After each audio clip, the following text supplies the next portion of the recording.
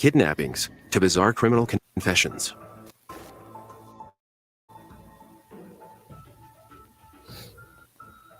I attempted to purchase gas with the pay inside. The lights were on and everything, and it seemed normal, but we went inside, and there was a concern. There's nobody here.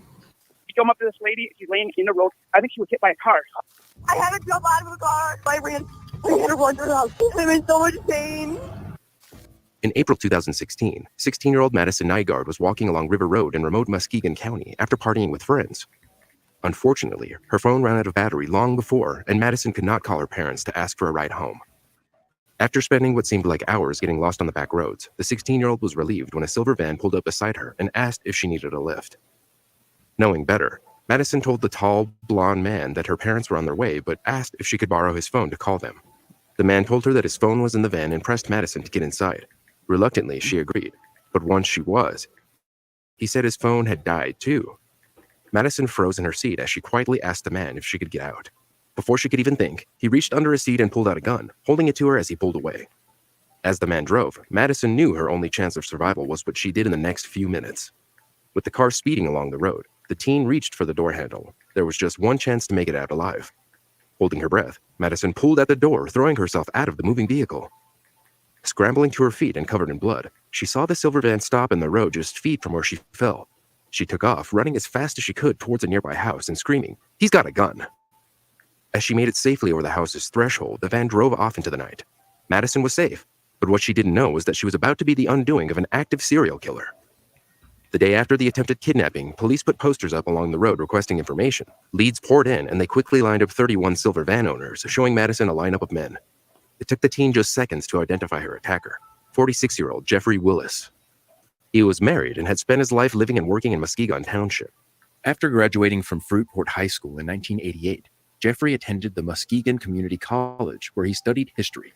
From there, he took on various menial jobs. At the time of Madison's attempted kidnapping, he had spent 18 years working in different roles for furniture producer Herman Miller. After Madison identified the 46-year-old, his home was searched, and police uncovered the horrifying truth about the assailant. Inside his home was an attack kit containing handcuffs, Viagra, needles, and a semi-automatic Walther P22, which was missing its case. They also found hundreds of torturous videos depicting women being sexually assaulted and murdered. But that wasn't the worst of it. At the crime scene where Madison fell, detectives found live rounds of ammunition. They were collected and sent for forensic testing and would eventually come back with a match to the scene of a cold case from 2 years before. Rebecca Bletch, a 36-year-old physical therapist from Dalton Township, was discovered dead after leaving her home to go jogging. The mother of one was found by onlookers lying on a country road about a mile from her home, where she was pronounced dead. 911, where is your emergency? The corner of Riley Thompson and Automobile. It's on Automobile Road. We come up to this lady. She's laying in the road. I think she was hit by a car. She's got a head injury. Okay, so Riley Thompson and Automobile? Yes, Is on Automobile Road. Okay, which way from? Okay, stay on the phone here with me, okay? I'm going to get some help right out there for you. Did you see what happened to her? She has a pulse. We just came up on her. Is she unconscious? Yes, she is. Okay, you stay on the phone with me. Is she breathing? She is breathing. She has a pulse. Okay, did you see who hit her? Does she have obvious injuries? She has a head injury. Okay. She's got a head injury, and she's laying face down. Okay, don't move her around, okay? Yep, we're not moving her around. Okay. Is she by herself? You need to hurry. She's all by herself. Okay. It's really irregular. My wife is a nurse. So Okay, sir, I got help that's going to start help. Okay. Okay. What's your name? My name is Mark. Okay, Mark. Someone else here is starting some help. I'm going to update them about what's going on, okay? Okay. I don't know what to do. Okay, sir. Mark, what's your phone number? Okay. You need to hurry. Okay, sir, they're on the way already, okay? Did anybody see anything? What else? I don't know what else to do. Okay, sir. Just tell me if she's... Okay. Her pulse, and it's really weak. Okay. Weak pulse? She has not been moved, but she's halfway in the road. Okay. Get your car. car. The road is not busy. Okay. What kind of car are you in? I am in Toyota Camry, Burgundy. Okay. I'm right in the middle of the road. Nobody's going to get by me. Okay. Get your flashers on. Get your flashers on? Yes. Okay. Ask your wife if she thinks she needs CPR. Does she need CPR, Michelle? Does she need CPR? She's still breathing. Okay. And she has a pulse. Okay. Tell your wife that if she needs CPR, I can help her with that, and I will stay on the phone with you. The fire department and the ambulance are on the way. Okay. No, Michelle, just leave her. If she's got pulse, she's fine. Okay. I need to know if she's breathing normally. It's just she's breathing normally, Michelle. She is not breathing normally. Okay. We want to start CPR then. Tell her to go ahead and start with CPR. She's on her chest, and Michelle would have to turn her over. Okay. What we can do then is we can move her over, but I want her to be real carefully when she turns her over. I want you to stabilize her head or neck and her back. Stabilize her head. You know what? There's another car coming. Maybe I can get them. She's a bigger. Okay. They're on the way, Michelle. They're on the way. Okay. I can help her with it. She's just a little paranoid to move her. Okay, If she I won't understand. move her- Okay, Yeah, if she doesn't want to move her, that's fine. But if she's not breathing normally, then Yes. we're not going to hurt her anymore. I don't think I don't know if we should move her. Okay. She's got a pulse still. Okay. Tell her to use her best discretion if she's a nurse. Michelle, use your best discretion. What you should do. She's got a really bad head injury. She's bleeding from her head. She's bleeding quite a bit from her head. Okay. Do you see anything around her that would? She's got blood coming from her ear. That would be her right ear. Okay. All right. I'm going to check with the supervisor here real quick. Okay. Okay. Okay. What I want her to do is I want her to turn her over. We're going to do CPR. We're not going to hurt her anymore if she's got that bad of a head injury and she's not breathing normally. Okay, I'm going to put you on voice so she can hear. Okay. She's getting modelly. Okay. Michelle, can you hear me? Yes. Okay. Okay. We got to start CPR if she's not breathing normally. I want you to go ahead and start. We're not going to hurt her anymore. Oh. Can you do that for me? I can stay on the phone and help you through it.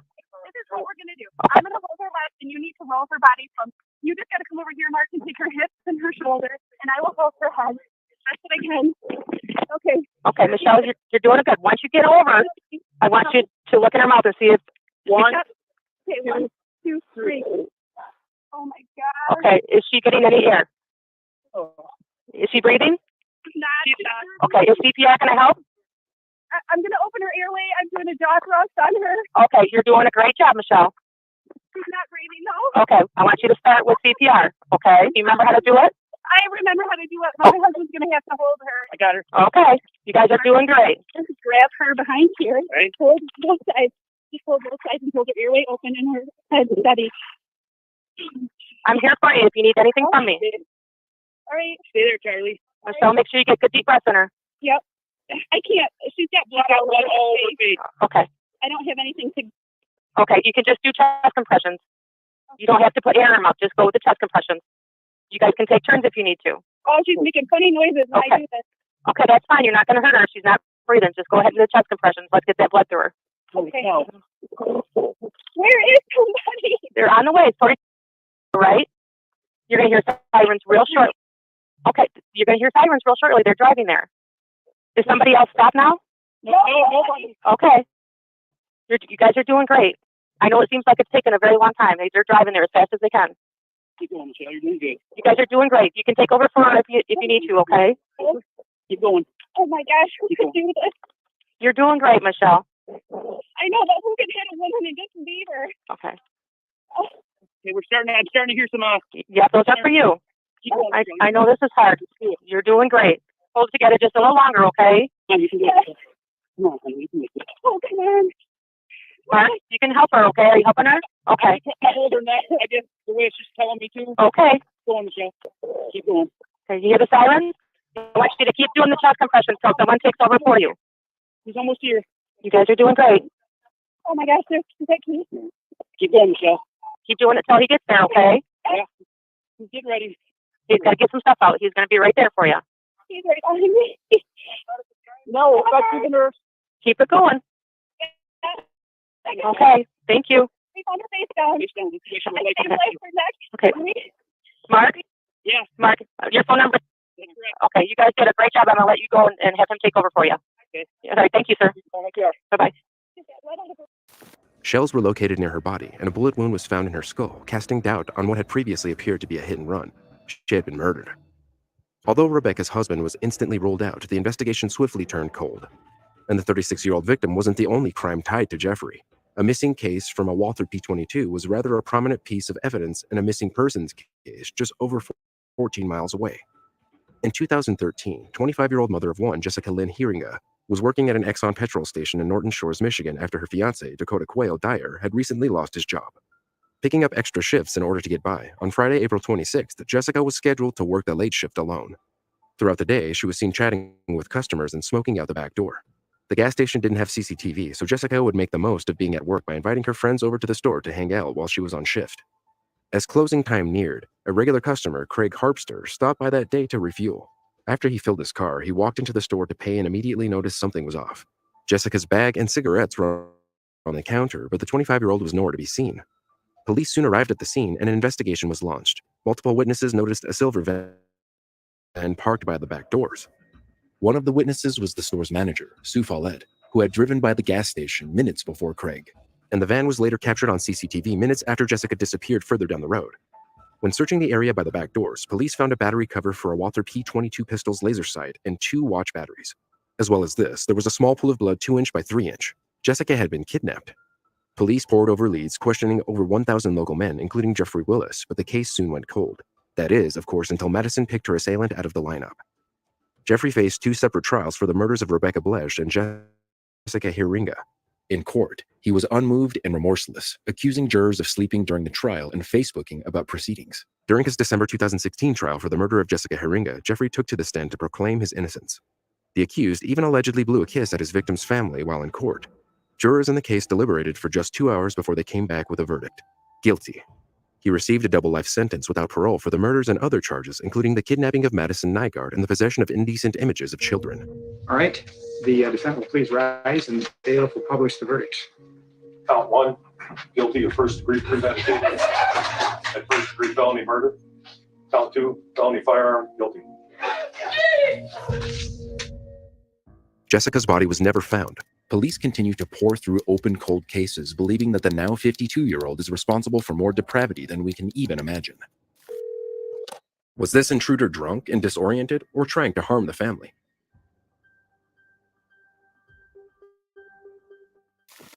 Body 911, where's your emergency? Okay, what's wrong tonight, sir? There is a strange man outside our home, and he's hollering, and he's crying out. I don't know what's going on with him. Can you see anything about him, what he looks like? No, it's dark and raining. Okay. Did he have a vehicle or is he on foot? He's on foot. Has he come to your door, windows? He's at our door. He's at your front door? He's at our back deck. At the back deck? Okay, hold on 1 second for me, okay? I'm going to give you my wife. I'm going to go get my gun. Hello. Ma'am, hold on 1 second for me, okay? Okay.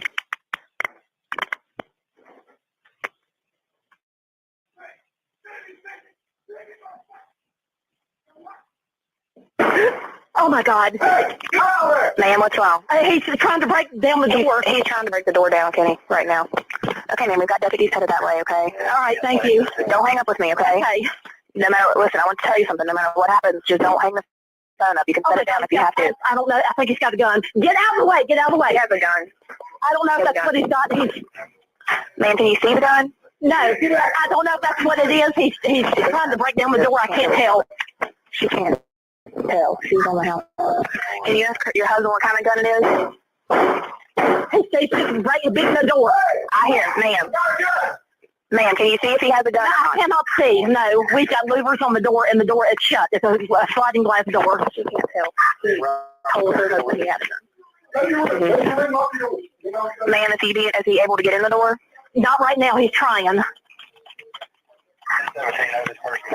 What? They don't know. They can't see or hear anything. Okay, what's he doing now, ma'am? He's asking what date it is.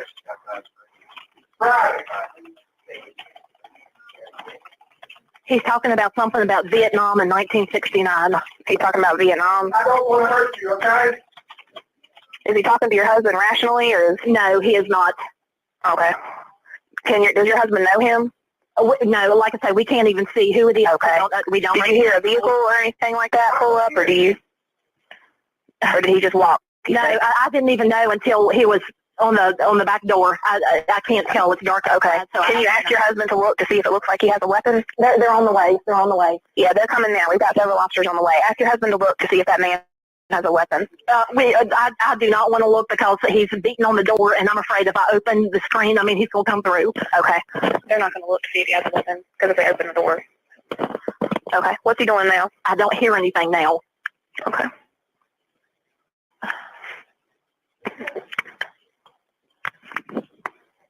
Where's your husband? Still at the back door? We're standing here in the kitchen. He is trying to get into the sliding glass door. Which he's trying to get into the sliding glass door?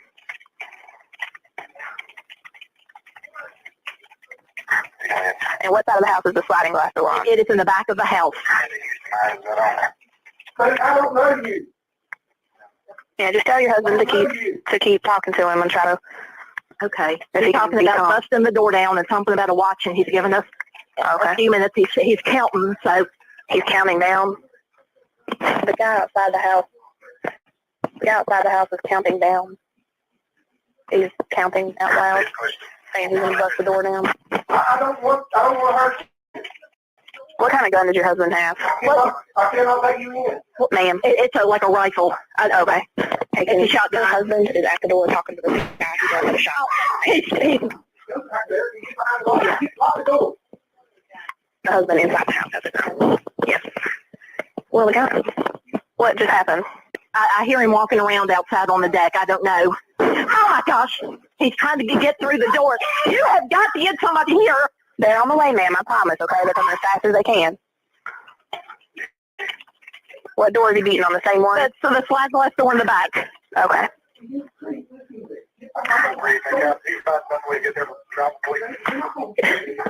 Okay.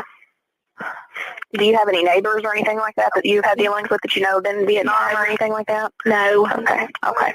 Please, just go away. Please. Is he talking to your husband? He's beating on the door. I mean, I can even see the glass is going to break. Ma'am, I can hear it, okay? I have officers on the way. Just stay on the phone with me. Everything's going to be all right. I'm for you.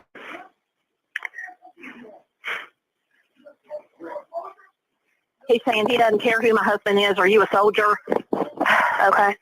He's talking a lot about Vietnam and are you a soldier? But he's beating the door and it's glass. Yeah, I can hear him telling them he doesn't care who they are. He said something about we better stop everything that's been happening. The back sliding glass deck door. The back sliding glass. Okay, man, there should be a deputy close, okay? Okay, he's at the back deck. Are the police out there? He thinks that that cars are out there. He's around back. Okay, there is. I did just tell him that he's at the back sliding glass deck door. He's still there, right? Yes.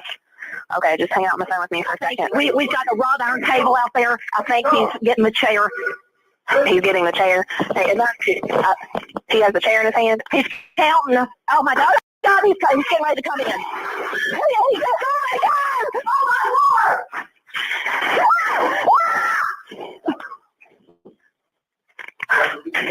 my God! Oh my Lord! Oh my God! Maybe please get from over here quick! Ma'am.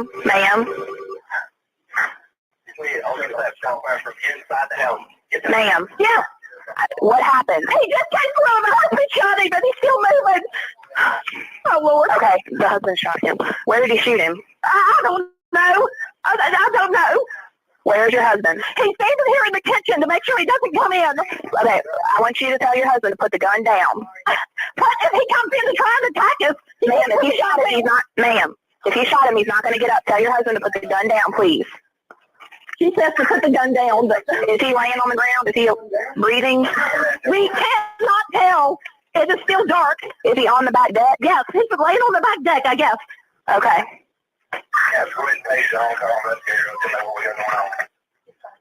Oh my God. See if I can do it. Okay, ma'am, it's going to be okay. That's okay, I got it. Okay. Hello? Yes, sir. Yes. Okay, have you put the weapon down? I have put the weapon down. Okay, now what happened? He busted through my back patio door. Okay. And was coming into the house. Okay. And I shot 2 shots at him in the chest. And is he laying on the back deck? I'm pretty sure. It's dark. I hear him. I think moaning some. Shot him twice in the chest. He can hear him moaning, but he is on the back deck. He's pretty sure. Okay. Okay, sir. I'm sorry about that. I just want to double check and make sure no one still has a weapon, right? You put the gun down on the kitchen floor? Yes, the gun is on the kitchen floor. Okay. I just want to make sure that you're aware that there are deputies outside and I don't want you to shoot them. Are coming in the door now. Okay.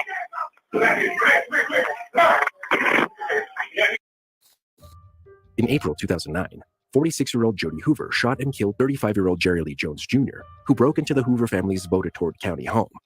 The homeowner wasn't charged following the shooting.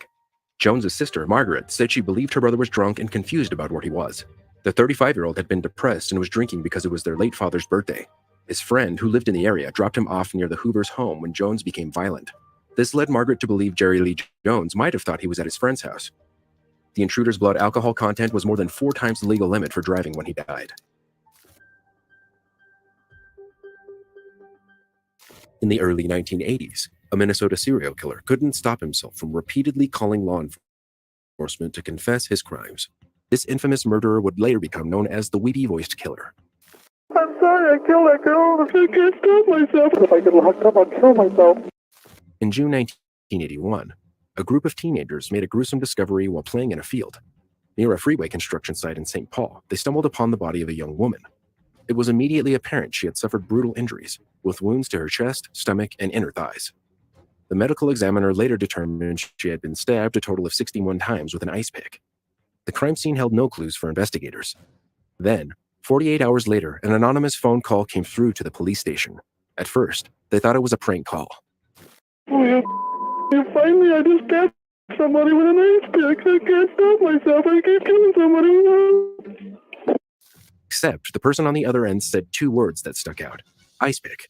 Nobody would have known this was the murder weapon except for the killer, and the call was too short to trace. The victim was a recent high school graduate, 18-year-old Kimberly Compton. She had moved from Wisconsin to look for a job that same day. A second call came in 2 days later. This time, police were able to track it to a phone booth at a bus depot. Don't talk, just listen. I'm sorry what I did to Compton. I couldn't help it. Don't know why I had to stab her. I'm so upset about it. I keep getting drunk every night. I can't believe I did a big dream. I can't think of being locked up. If I get locked up, I'll kill myself. I'd rather kill myself to get locked up. I'll try not to kill anybody else. By the time police arrived, the suspect was gone. With 2 calls confessing to murders coming through on the same day, investigators listened to the station's backlog of recorded phone calls. They were hoping to match the voice to other unsolved crimes. Finally, they did. On New Year's Day, 5 months earlier, someone called at 3 a.m.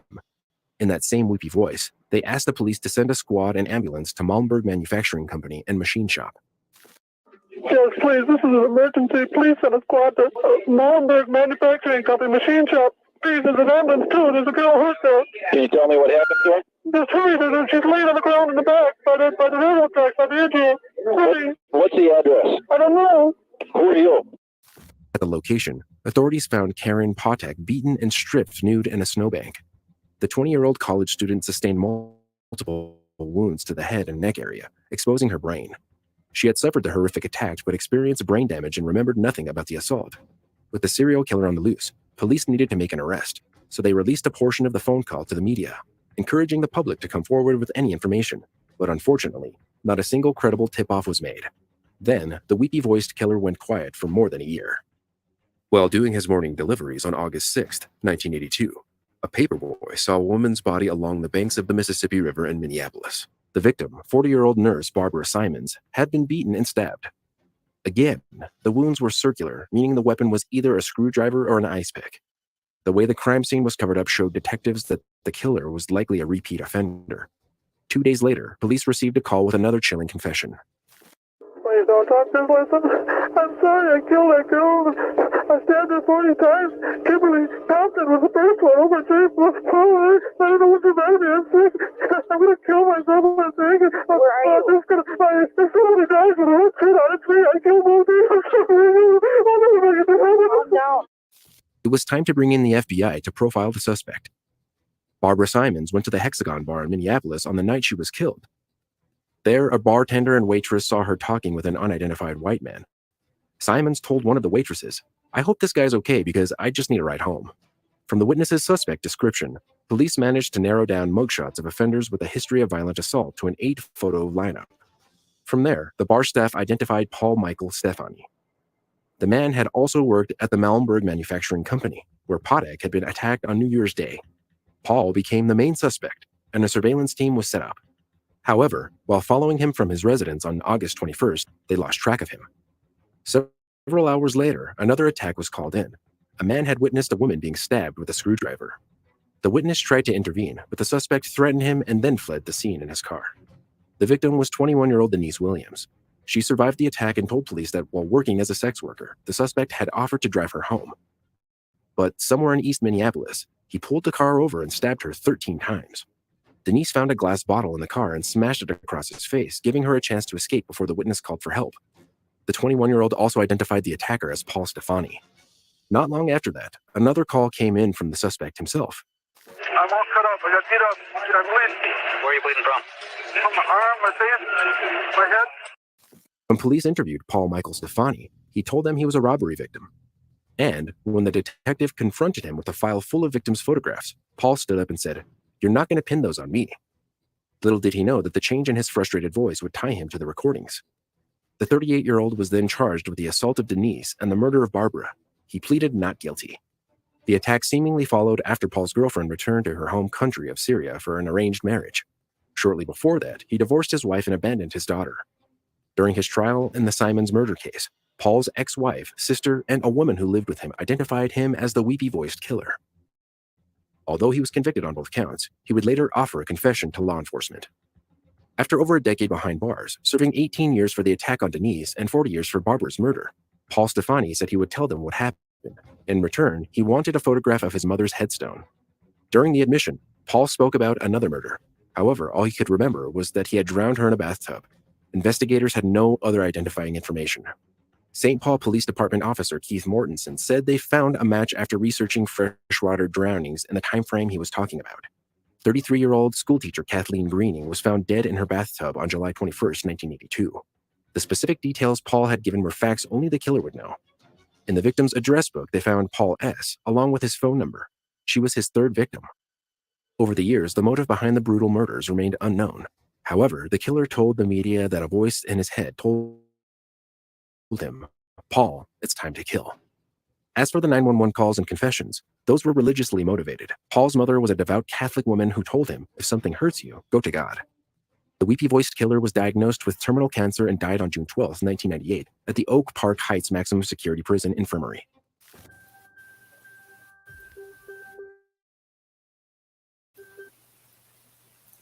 Okay. All right, Mark, he's a weirdo. Let's talk about it. Thank goodness that he told them everything. Dang it. I wanted to see Mark. I wanted to play him straight through. Oh, so he used ice pick and drowned them. But I think it's so cool. They called him the weepy voice killer, whatever they said, because he has that whiny voice when he calls. Good Lord, you can't even make out what he's saying. Hello. And guess what? The voice you heard just got your ass in prison. Well, way long ago, but yeah. Dude.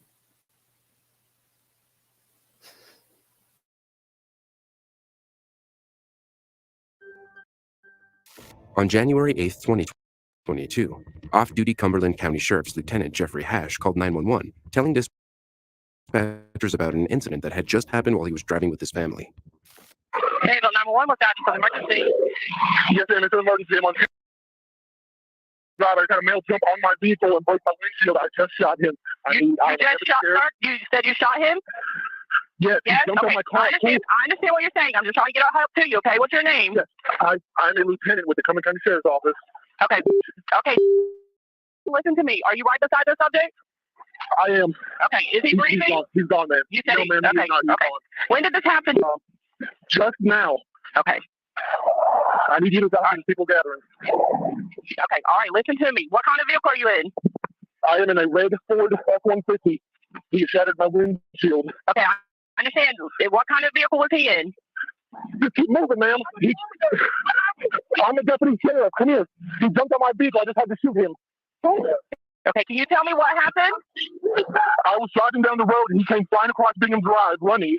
And then I stopped so I wouldn't hit him. And he jumped on my car and started screaming, pulled my windshield wipers off and started beating my windshield and broke my windshield. I have my wife and my daughter in my vehicle.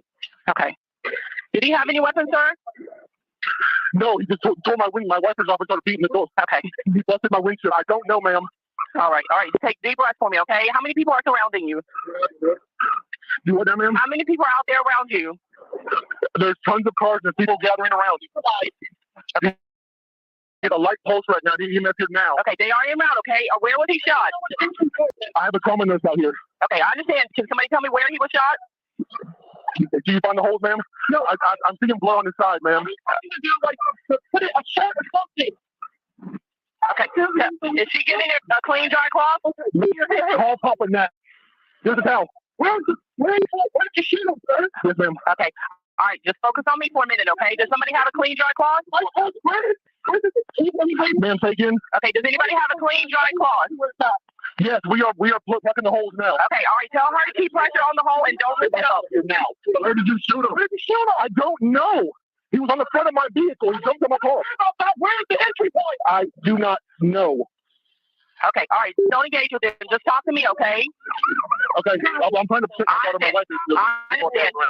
They're hostile right now. I understand they're hostile, but you just talk to me, okay? We have units. Let me know when they're out with you, okay? I hear SPD's here now. Okay. Are they right there beside you? What now, man? Okay. Are they right there beside you? They're pulling up now. Okay. You stay on the line with me until they get right beside you, okay? Okay. All right. Just talk to me and don't engage with the people, okay? I'm trying. I'm just trying to get my family. I understand. Nobody else is hurt, correct? No, nobody else is hurt. Okay. All right. No, can I talk to the officers now? Yes, talk to the officers, sir. Okay. All right. All right. Bye-bye. As crowds began to gather, bystanders began assuming that the off-duty police officer had shot and killed an unarmed black man in broad daylight. In the second incident of this kind within the same week, the community was still mourning the loss of Stephen Addison, who had been shot and killed in a racially charged road rage incident just days before. Over 3 minutes after the 911 call was made, officers showed up at the scene, and EMS later pronounced the father of one, Jason Walker, dead. Jeffrey was not arrested but was taken into custody. 2 days after the tragic events, Cumberland County Police Department released a statement that read in part, Deputy Jeffrey Hash has been placed on administrative leave, pending an internal investigation. Deputy Hash has served with the Cumberland County Sheriff's Office since 2005 and is currently assigned as a lieutenant in the civil section. Our sincere condolences go out to Jason Walker's family. What followed this statement was absolute uproar and a killing that the public believed was similar to the not-so-distant murder of George Floyd in 2020. Mass protests ensued over the next 3 days across Fayetteville, with attendees demanding the arrest of Jeffrey Hash. Black Lives Matter activists spoke out against Jeffrey, stating that, according to witnesses on the scene, the cops struck Jason with his truck before shooting him dead in cold blood. The trauma nurse, Elizabeth Ricks, who attempted to treat the victim as he lay on the ground, also recounted this version of events. Notable attorney Ben Crumb, who represented the families of George Floyd and Trayvon Martin, was retained by Jason's family. He released a statement on their behalf that the 37-year-old's death was due to a shoot-first, ask-later mindset seen all too often among law enforcement. Despite multiple witness statements, protests, and nationwide attention, Jeffrey Hash was cleared of any wrongdoing in April 2022. North Carolina's district attorney announced they would not seek any charges against him. The police investigation concluded that the wiper had been pulled off of Jeffrey's windscreen by Jason, and there were multiple indications on the glass of the attempt to smash the screen. In addition, investigators analyzed the black box of Jeffrey's truck and found no evidence to support the vehicle hitting Jason that day, as witnesses alleged.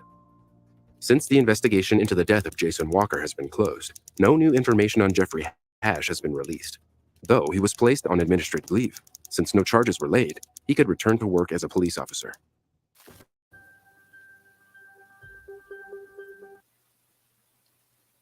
Do you think that that cop did hit him on purpose? Do you think that the guy hit that the guy went on the hood on purpose, or he was just running across the road and they just made contact and he rode on the hood, breaking the smashing the window, beating on it? How crazy is that? That a lieutenant with his family in the vehicle would happen to them? That's like insane. And oh my God, he said they were plugging the holes. Ugh. I was like, vomit. And yeah. An accident. Yeah, me too. I really don't think that the dude, like, why would he just like go out of the way and hit this dude? I don't know.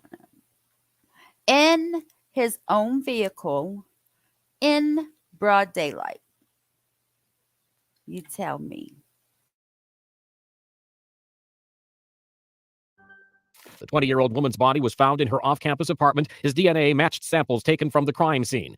On the evening of May 26, 2006, a 20-year-old college junior at Clemson University, Tiffany Marie Sowers' friends had dropped her off at her apartment. Little did they know that it would be the last time they would see her alive. Alone, Tiffany's life was about to be brutally cut short by the hands of a cold-blooded killer. 911, what is your emergency? I need an ambulance, a police officer. One. Okay, you need a police officer? Yeah. What's that? Reserve? Okay. Yeah. Hold on just 1 second. Did you also say you needed an ambulance? Yes, we have a woman here. I don't know if she's breathing or not. Yeah, they call her mom. Well, keep it And going. you're at the reserve. Okay. Take it. Please don't. You can't touch her. I just want to give a phone call to mom. You don't know whose fingerprints are on her stuff. Okay? Is the patient breathing? No. It appears like there's a sexual crime. Okay, is anyone doing CPR? No, she's blue. She's Okay. she's pretty cold. Okay. All right. Hang on the line with me, okay? Yep. You don't know where her phone is. You don't know where her phone is. Let me come in. Yes, you're on her way. Come on, go outside. Come on, with me. Come on, go outside. Okay, it's the road name Reserve Boulevard. No, the reserve. The Clemson, the student reserve, where all the kids live, right next to University Village. Next to University Village. Okay. Yes, the reserve. Okay. What's your name? Do you know this lady? Yes. Okay, what's her name? Tiffany Sowers. Do you know how she spells her last name? S-O-U-R-E-S. S-O-U-E-R-S. Oh, stand by. S-O-U-E-R-S. S-O-U-E-R-S. Okay, how old is she? Do you know? 19 years old. 20 years old. Okay, does somebody live with? Okay, sir, we're going to get up. The medics have been notified, and we've also notified Central PD. Thank you. Okay, and you and this girl just walked in and found her, is that right? I'm sorry, say again? Okay, who's the lady with you? You guys just walked in and found her like this? Yeah. Okay, where is she at in the house? She's in her bedroom. She's in the bedroom? Okay. Okay, sir, Central PD and the medics on the way, okay? Okay, thank you. You're welcome. The perpetrator of this heinous crime, later identified as 36-year-old Jerry Buck Inman, had been lying in wait for Tiffany's return. He entered her room through the apartment's balcony, seizing the opportunity of her roommates being out. Once inside, Inman brutally attacked the 20-year-old before ultimately ending her life by strangling her with her bikini top. It wasn't until several hours later, when Tiffany's former roommate arrived to return his key, that he stumbled on the devastating scene. In the days that followed the murder, Inman continued his violent spree, attempting to cover his tracks. He sought to withdraw money from the victim's debit account at various ATMs. However, fate intervened, and his efforts proved futile. Soon after, a pedestrian discovered Tiffany's discarded driver's license, a crucial piece of evidence that would contribute to identifying and capturing her killer. She was not the only victim of the 36-year-old. In the weeks leading up to Tiffany's murder, Inman allegedly sexually assaulted at least 2 other women. Eventually, law enforcement agencies tracked the killer down at his mother's home in Dandridge, Tennessee, where they apprehended him, ending his reign of terror. Inman's arrest brought to light the chilling details of his actions, exposing a pattern of violence in the deeply disturbed mind of a predator.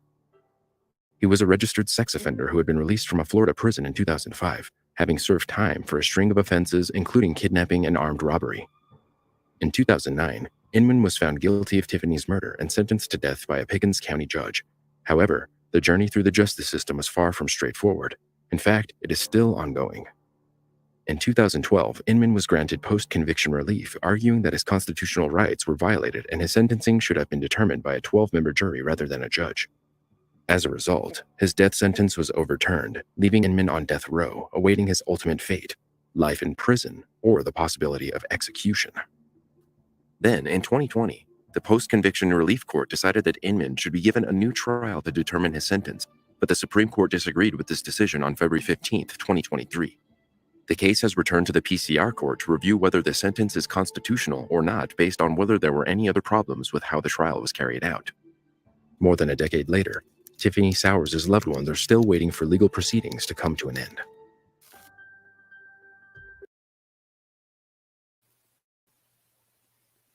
Yeah, that's pretty messed up. And what's more messed up is that this dude should not have even been out on the street.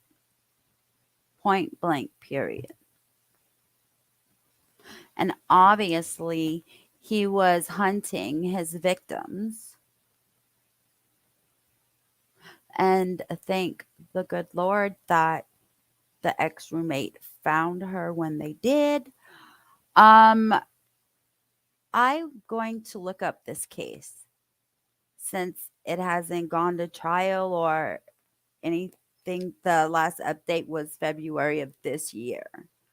So, yeah, I'm going to look up the information on this case. Would you guys like to get an update on this case and possibly, if we can, watch court hearings for Tiffany Sowers?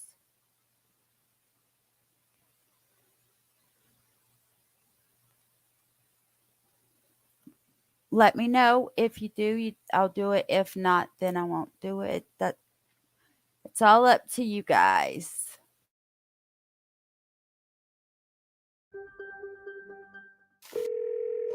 "19-year-old Luis Herrera called 911 repeatedly, begging for help with his drunken, abusive father.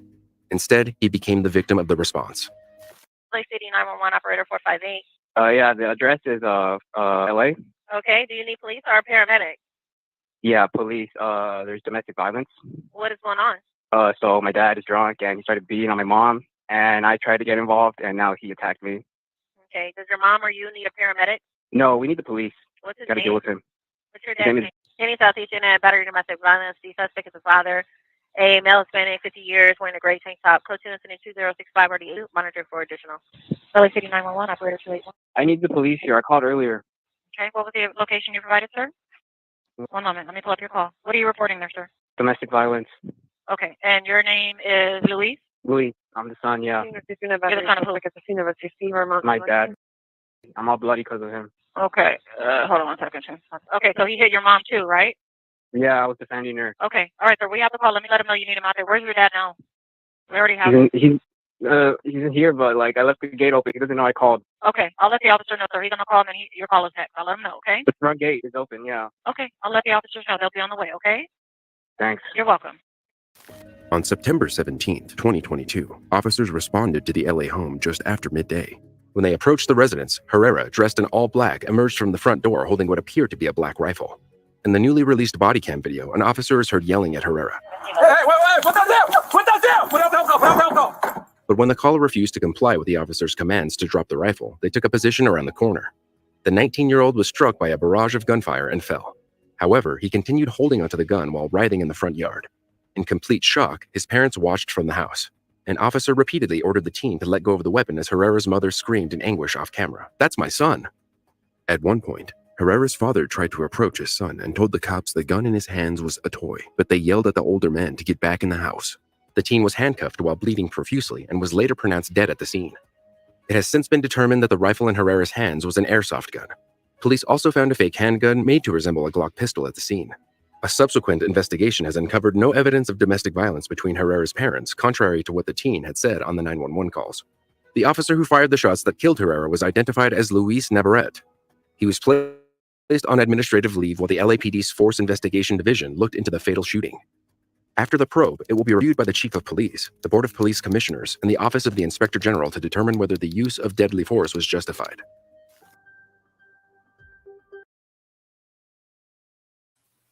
That's a dang on shame. Why did that boy call 911 and say that his parents were in a domestic violence fight? And that wasn't true. And the police went over there and shot him dead. That's his own fault. What you mean? Hello? And then the 911 operator is like, the son of who? Obviously the people fighting, lady. He said his parents. But they weren't fighting. Why did that do? Oh, well, that's his fate.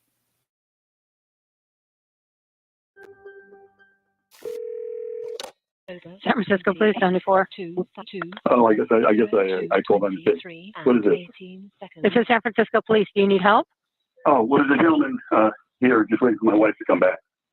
Nancy Pelosi. He's just waiting for her to come back. She's not going to be here for a day, so I guess I'll have to wait. Okay, do you need police, fire, or medical for anything? I don't think so. Okay.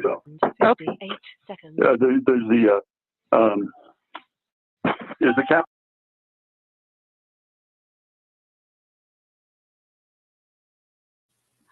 I had to make sure that was the video that's counting. Y'all hear that? little police around? No, this They is separate. usually protect my wife. They're usually here at the house protecting my wife. No. This gentleman just came into the house and he wants to wait here for my wife to come home. And so anyway, he told me to put the phone down. Do you know who the person is? No, I don't know who he is. He has this. He's telling me. He's telling me not to. He's telling me not to do anything. Anyway, this gentleman says that he thinks everything ought to. He told me to put the phone down and just do what he says. Okay. Okay. What's the gentleman's name? I don't know about it. What's that? My name's David. The name is David. Okay, and who is David? I don't know. What's that? I'm a friend of theirs. Yeah, he says he's a friend, but as I said, I've never. But you don't know who he is? No, ma'am. Okay. He's telling me I'm being very leading, so I got to stop talking to you, okay? Okay. You sure I can stay on the phone with you just to make sure everything's okay? No, he wants me to get the hell off the phone, okay? Oh, okay. Thank you. Okay, bye. In October 2022, the caller woke up shortly after 2 a.m. with a man at his bedside carrying a large hammer and several white zip ties. The intruder demanded to know where Nancy was, Paul Pelosi's wife and the former U.S. House Speaker. He and the man, later identified as 42-year-old David DePape, went downstairs and police arrived at the scene. Hi, how you doing? Oh, yeah. What's going on, man? Everything's good. Hi. Drop the hammer. No. Hey. What is going on? Pape's attack fractured the 82-year-old skull and caused other serious injuries. Police tackled and disarmed DePape, while Pelosi woke up in a pool of blood. The intruder was then arrested and charged with assault, attempted murder, and attempted kidnapping. He allegedly had a list of other politicians that he planned to take out. In fact, DePape spoke openly about his intentions with Nancy Pelosi that night.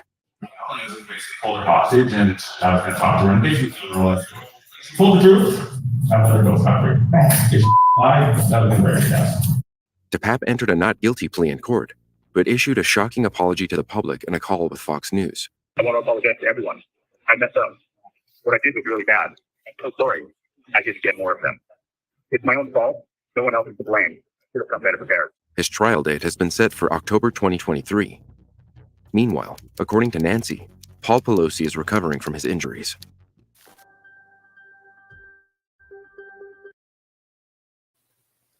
So they say October 2023. I have my own thoughts on what happened to these two people. I will keep to myself. I will not talk about politics. However, the dude. Dang, what was I going to say? Like, he went up and apologized. I totally did not, get what he was charged with and stuff. Because I was just like, look at Nancy and Paul. Yeah, I never heard of this. I never heard it. All I hear about is him drinking and driving. Well, I never heard about this. Y'all heard about this? Thank God she's not Speaker of the House anymore, and that's all I'm going to say.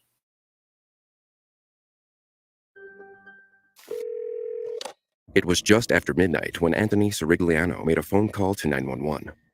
Later, him and his entire family would vanish. Nuevo County 911. Yes, hello. This is Anthony John Sirigliano in Fremont, Michigan, 49412. Okay, what's going on tonight? Yes, everyone is okay, but I need the Fremont Police Department, and I believe he is Captain John. I need some police protection immediately. Okay, for what? It is a vital national interest. It is related to September 11th, and people want to erase me from the face of the earth. I'm not crazy. Mr. Here we go. What in the world? Bruh. Don't even use 9/11 as a joke.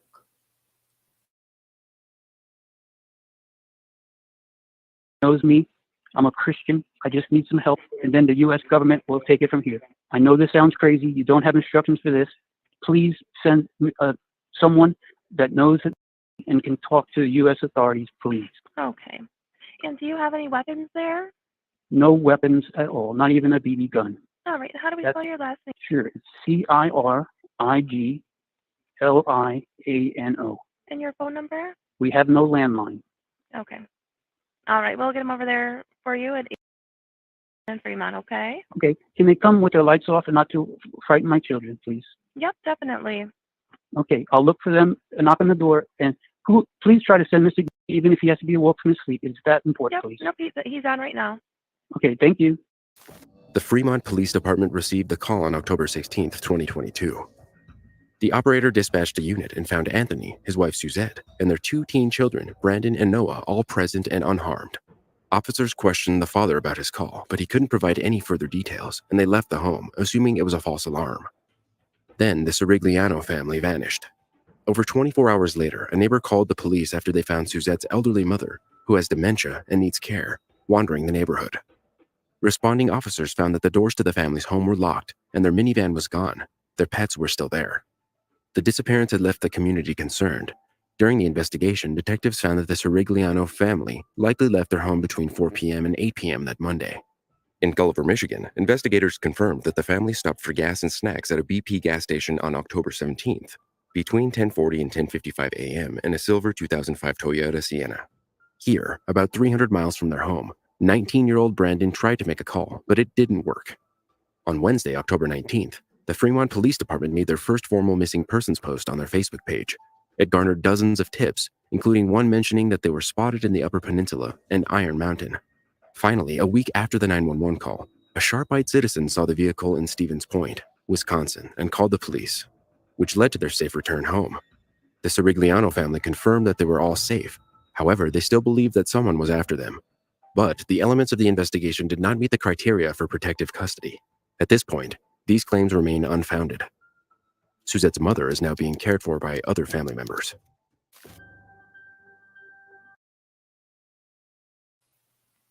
Yeah, they left that woman with dementia, the mom, and their dogs. And what the hell? Who's after them? They just left their home acting like somebody done took them. They wanted to go live a life of their own without Granny. But why not take the dogs? I don't know. What y'all think about this? I just don't know about this one. I don't know.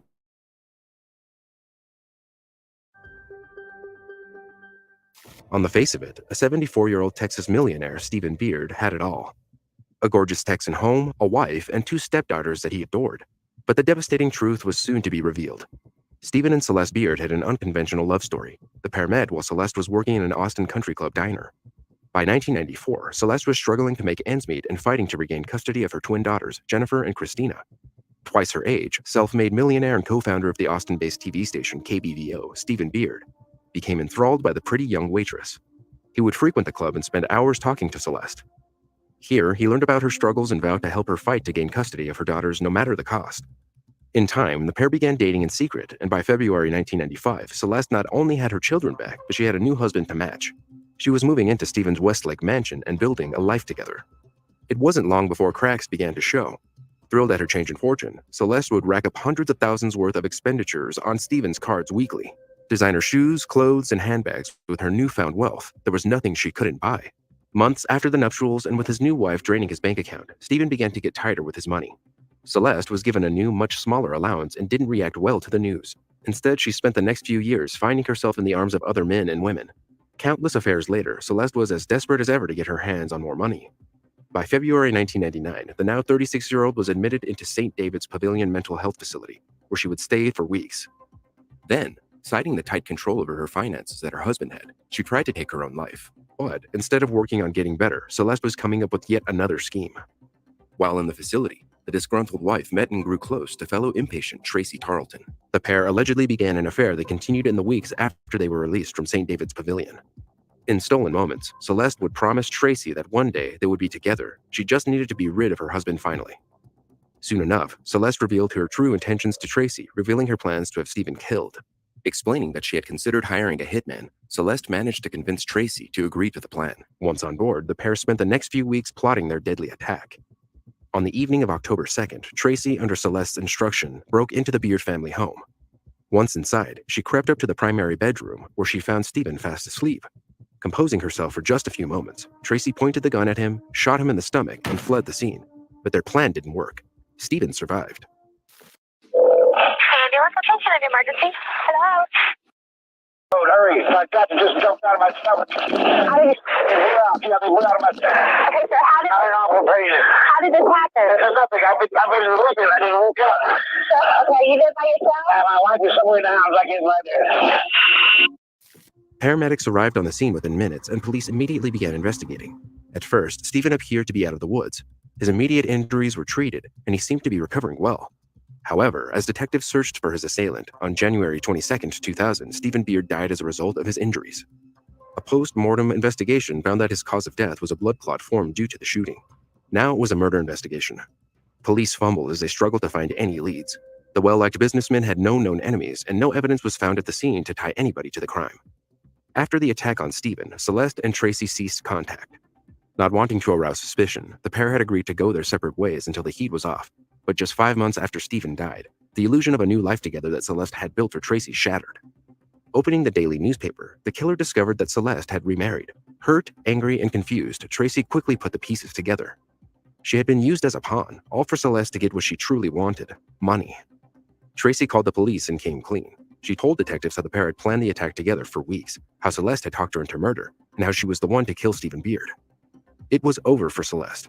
Tracy Carlton agreed to testify against her partner in exchange for a 20-year sentence for her part in the murder.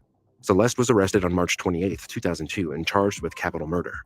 She did everything she could at her trial to spin Tracy's testimony. The court was told how Tracy wasn't to be trusted, using her history of mental health issues against her, telling jurors how she made it up out of spite for Celeste refusing to engage in a relationship with her. And it might have been believed if it wasn't for 2 witnesses. Her own daughters testified against her, telling the court how their mother had spoken openly about her attempts to hire a hitman, wanting to rid herself of Stephen and gain access to his fortune. The jury saw through Celeste's lies, and she was given 2 life sentences with no chance of release until 2043. Meanwhile, Tracy received 10 years in prison, followed by 12 years of probation. After her 2011 release, she moved to San Antonio. She was later taken off parole in August 2021.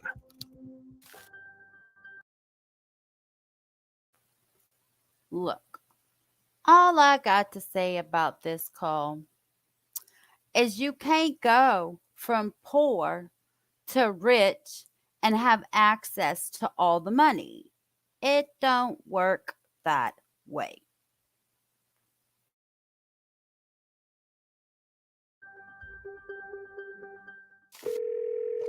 Next, you'll hear the deadly result of an alleged schizophrenic episode that ended in parricide.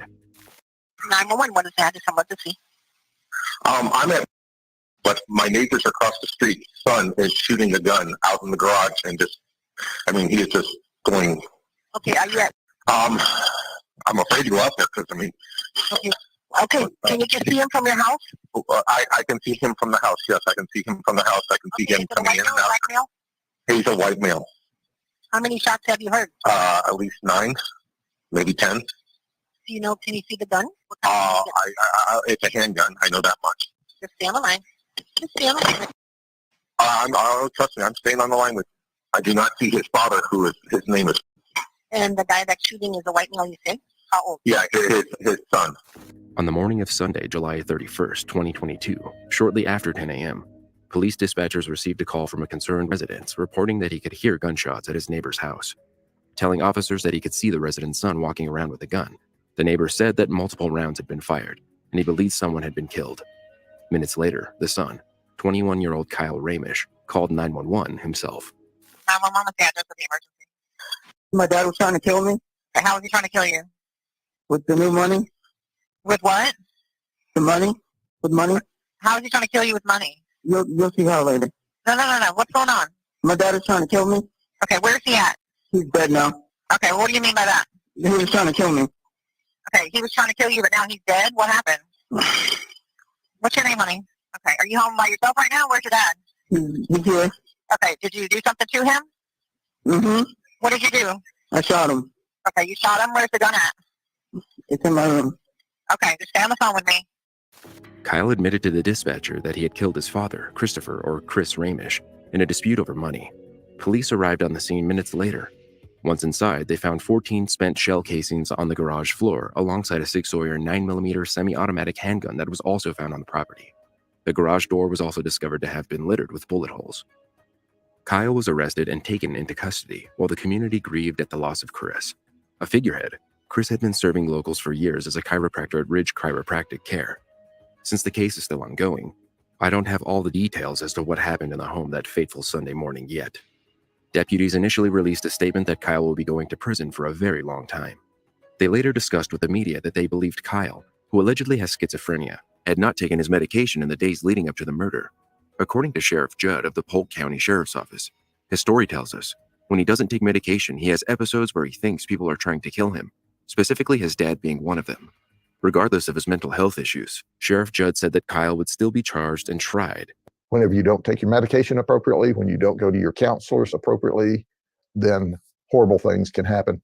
And the worst thing happened on this particular occasion.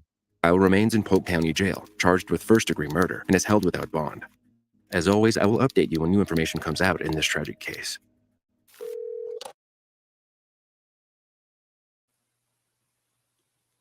Take your medicine, people. You don't want to go kill someone because you did not take your medicine. Grady was actually correct. I agree with every single word he said. Living under a bed for most of her 88 days of captivity, a young girl never gives up hope.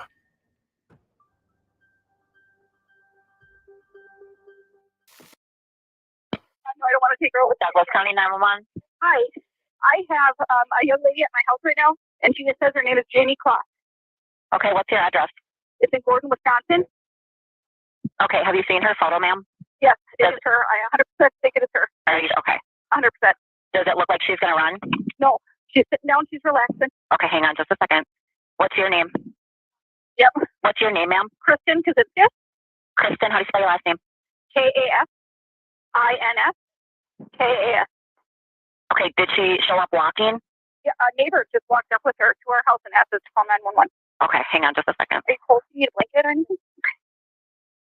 Do you need anything to drink or water or anything? Okay. Have you watched the show? It's their favorite. This is my son. That's Carly.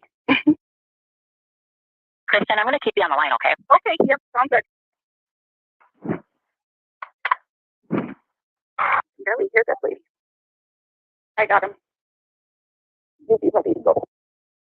Like, no, if somebody comes to this house, you do. Kristen, is the neighbor that walked her up, is she still there? Yes, she is. Okay. We got, yeah. Can you ask the neighbor, did the female just walk up to her house, or how did she come across her? Hold on 1 second. She wants to know where she came from, how you got her, etc. Hold on 1 second. I'm going to Okay, hi. My name is Jeannie Nutter. We have a cabin up here in Gordon on Okay, ma'am. Ma'am. And I was walking, yes. Okay, can I just get your name? Jeannie Nutter, N-U-T-T-E-R. Okay, and do you have a cabin address? I mean, I'm sorry. I'm hoping. No, that's okay. My address or not. That's okay. I mean, I'm not up here very often in the winter. I just have to come up today. Okay. I didn't want to bring her to my cabin. So how did she come up upon your cabin? I was walking my dog, and we were almost home, and she was walking towards me, crying, saying, "You gotta help me, you gotta help me." Okay. So I didn't want to go into my cabin because it's too close to cabin. And she said her name is Jamie Kloss? Yep. And when I walked into this house, they recognized her immediately from here. Okay. Yeah, I got it. I'm on course 3 and 4 So I don't, Jamie, do you know when he's going to come back? He thought he was going to come back. Who's going to come back? His name is Jake Patterson. Jake Thomas Patterson, she said. Okay, hang on. And apparently he comes 2 doors down from our cabin. Oh, Henry, get off the couch. You can just, why don't you hang on to him, Jamie? I need to put you to patty dog. If you can't get any other information as far as vehicles and if anyone else is with there, so we're not walking into something we don't know. So we're kind of scared because he might come. Yep. So if the cops could get his thing, I have many deputies headed that way. I'm going to keep you on the line. Okay. And she said, I am Jamie Kloss. Yes. She said, he killed my parents. I want to go home. Help me. And what was the male's name? Jake? Is it Jake? Jake Patterson? Jake Patterson. And she said he killed her parents and she wants to go home? Yes. She didn't know where she was. When I saw her, she was saying, where am I? Where am I? Okay. You're in Wisconsin. And did she say he's gone right now? Yes. Are they at a cabin? Well, I think it's, he was there year round. And he's supposed to be back at midnight? Yes. Okay, hang on. Yep, I do. Jeannie, you there? Yes. Okay. I've got multiple deputies headed out there, so I just want you to stay on the line with me, okay? Okay. Does she seem like she's going to need medical attention at all? I would think yes. Okay. I was a social worker for 30 years. So yep. Yes. Okay. What do you think is her medical condition right now? Well, I think shock and cold and okay. Shock. A good thing happened here. Yep. Just try and speak very calm. Okay. And if she feels, just don't try to push her too much. No, we're not. Ma'am, my deputy, she just wants you to lock the doors.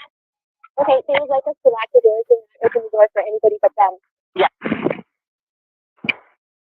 And don't let the dogs out or anything. Just everybody stay inside until I can get deputies there. Okay. Okay. And I'm just going to start paging out medical. I'm going to have them staged in the area because I don't want anybody to come up into the house. Okay. Until the deputies get there, but I want them in the area, okay? Okay. Okay, just 1 moment. You're right around, you don't have a hit yet. Okay. Okay. Did she say where Jake is?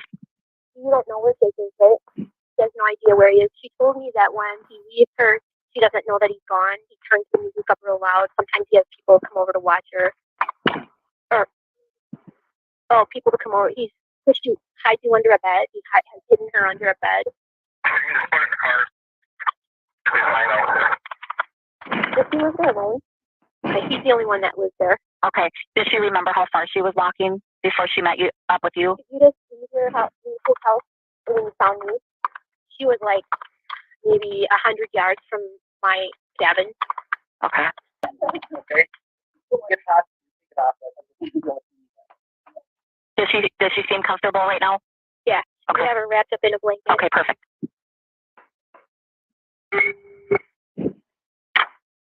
Does he work? He doesn't work, and I asked her what kind of car it was. It's a red. He used to be in the military. I'm sorry, he used to be in the military? There's a bunch of cars in his driveway. I mean, I've walked by that place. I can't tell you how many times this year. Oh, you know where it is? I walked around the block. Yeah, the plugged-in snowman. Do you know what road it's on? It's on Eau Claire Acres Road. It's on the same road I live on. So he lives 2 doors down from me. Do you know Jake? No, he's never really been. I mean, we only come up here. It's a cabin. So we only come up here periodically, but he's never been friendly or talked to me. And we've been here 4 years. Okay, have you seen him though? No. Okay. I don't even know what he looks like. From your place? Hang on a second, I'm going to go back here. Okay. Yep, that's the one that I've got deputies coming to you guys right now. I'm asking where you live or your cabin.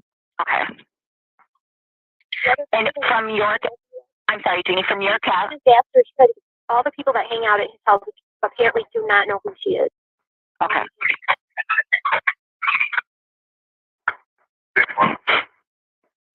From the house that you're at right now? Yeah. Where would that place be? Okay, hang on, let me pull up the map and I'm gonna kind of walk it through with you here. Okay, so you're on Eau Claire Acres Circle. Acres Circle. So Kaczynski. Yeah, I can't ever pronounce it, but I can. Yeah, so from where you're at. Then there's a house next to them. Then there's my blue A-frame. You know what? I'm sorry. I'm going to pull up a better map. This one isn't very good. Go to that Jake's place. Would you go to the right? Left. Okay. You would go left, and then you would walk past one house. Then there would be our cabin. Then there would be another house, a cabin. People aren't hardly ever there. Then there's Jake's house. Okay. Is it right, like on the corner on the left? It's on a corner. Okay. And that's a house. Many, many cars in the driveway. That plug-in there. There was like a big plug-in snowman at the end of the driveway. I tell you, we've been coming here 4 years. I've never seen this thing. Oh, okay. And there's a plug-in. What did you say? Like a plug-in snowman at the driveway. At the driveway? Yeah, at Jake's driveway. And multiple cars. Yeah, multiple cars in the driveway. I just walked by it because when I go on to walk with my dog, I walk the acre circle, and I just noticed he hadn't really plowed his driveway. It was just kind of left at the end. So Okay. she doesn't have any shoes. She's wearing his tennis shoes. What size shoe do you wear? You know? That's because I got lots of shoes up here too. Okay, and all the doors are locked? Yes, all the doors are locked. Okay, so I just want to let you know, when the deputies pull up, they're going to give me instructions on, if somebody to come to the door, how they want to handle it. Okay. So if you, go ahead. Okay, what is your first name? I feel Peter's parents might be coming here in the middle. No. He needs to call him right now and tell him, do not go. Okay, they need to not come. Okay, he's going to try to get a hold of Yeah, they need to not. I can't have anybody showing up at that house right now. We have such crappy cell service here. No, I understand. So he's going to try to call them and tell them not to come. Absolutely. He needs to, yeah. 29 to 22. And if they show up before the deputies, you guys need to tell them to leave right away. Okay. Can they view it on the suspect address? Can you see the suspect's house from where you're at? No. Because the road kind of curves. The road curves. So Peter's house is close to Y. Okay. And then it's just too curvy. We can't, and it's very woody here. They'll see that when they get here. Okay. I can't see his house from our cabin. Okay. 29. I'm behind you then too. I don't want you to be scared. What was she saying to you? I was just asking her if she was afraid, and she said no. She did. Okay, good. Well, you guys are doing a good job of keeping her comfortable. And you're doing a good job of keeping us calm. That's why we're here. I know you've done a lot. You try to get a suspect vehicle description in case we see them. Yep, Jake. And you said the car that Jake drives. Did she tell you it's a red? Right? Is that what you said? You know what kind of car? She has no idea. But it's red. But there's I don't know, maybe 8 cars in this driveway. Okay. Are you guys all in the living room, or where are you guys at in the house right now? Well, I was just making sure my dog was not scratching their door, so we're all in the living room. When they drive in the circle driveway, they'll see a porch, a white porch with a Christmas tree. Okay. And the blue car is parked by the garage, and then the door is on the side of the house. Okay. Do you want Peter to be outside? No, everybody needs to stay inside. I know he wants to help, but they're just kind of figuring out who's going to go where right now. Okay. And saying that he's going to be home at midnight is not a for sure thing. Okay. He doesn't know where he went or what he does. Right. Okay, I see lights. There's maybe somebody's here. Okay, somebody's here. Okay, wait a minute. It's a police officer. You can see? Yep. No, he's got to stay here. How are we to let them in?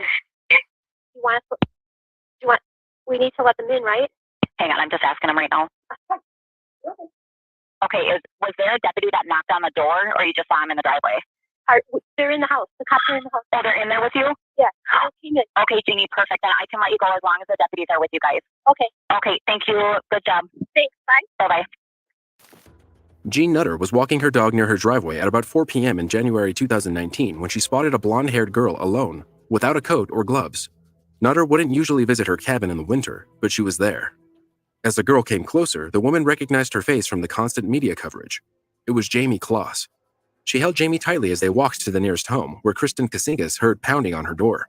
Her neighbor stood outside with a skinny girl with unkempt hair and oversized sneakers. The woman feared the kidnapper would come looking for the teen, so Kasinkas' husband stood guard at the front door with a gun. Deputies pulled up to the house just before sunset at 4:43 p.m., but even then, Nutter couldn't trust they were safe.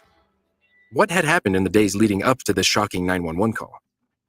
While working as a temp at Saputo Cheese Factory in Almena, Wisconsin, Jake Patterson had a brief stop behind a school bus while driving to work. The chance encounter provided his first glimpse of a green-eyed, strawberry-blonde middle school student who boarded the bus that October morning. He didn't know her name, nor did he know who lived in the nearby ranch-style home. What he knew for certain was that she was the girl he was going to take. In fact, by his own admission, Patterson put quite a bit of thought into every detail of how he would carry it out. She was a 13-year-old named Jamie Kloss. Twice, he drove to Jamie's home in the small town of Barron. Cars in the driveway scared him away the first time. A night or two later, he aborted his plan after spotting lights and people in the house. But the third time, he wouldn't leave alone. It was on October 15th that he took his father's Mossberg shotgun, which he considered to be a fairly common weapon. Patterson grabbed 6 shotgun shells, put on gloves, and wiped them for prints. Then, at Walmart, he picked up a black balaclava. He'd shaved his face and head so he'd leave no forensic evidence. Then he stole the plates from a parked car and switched them with his own. The stalker disconnected his car's dome light to help conceal his appearance. He cut a cord that could unlock the trunk from the inside. Dressed in brown, steel-toed boots, a black jacket, and jeans, Patterson used the mask to conceal his round, bespectacled face. Gloves covered his hands.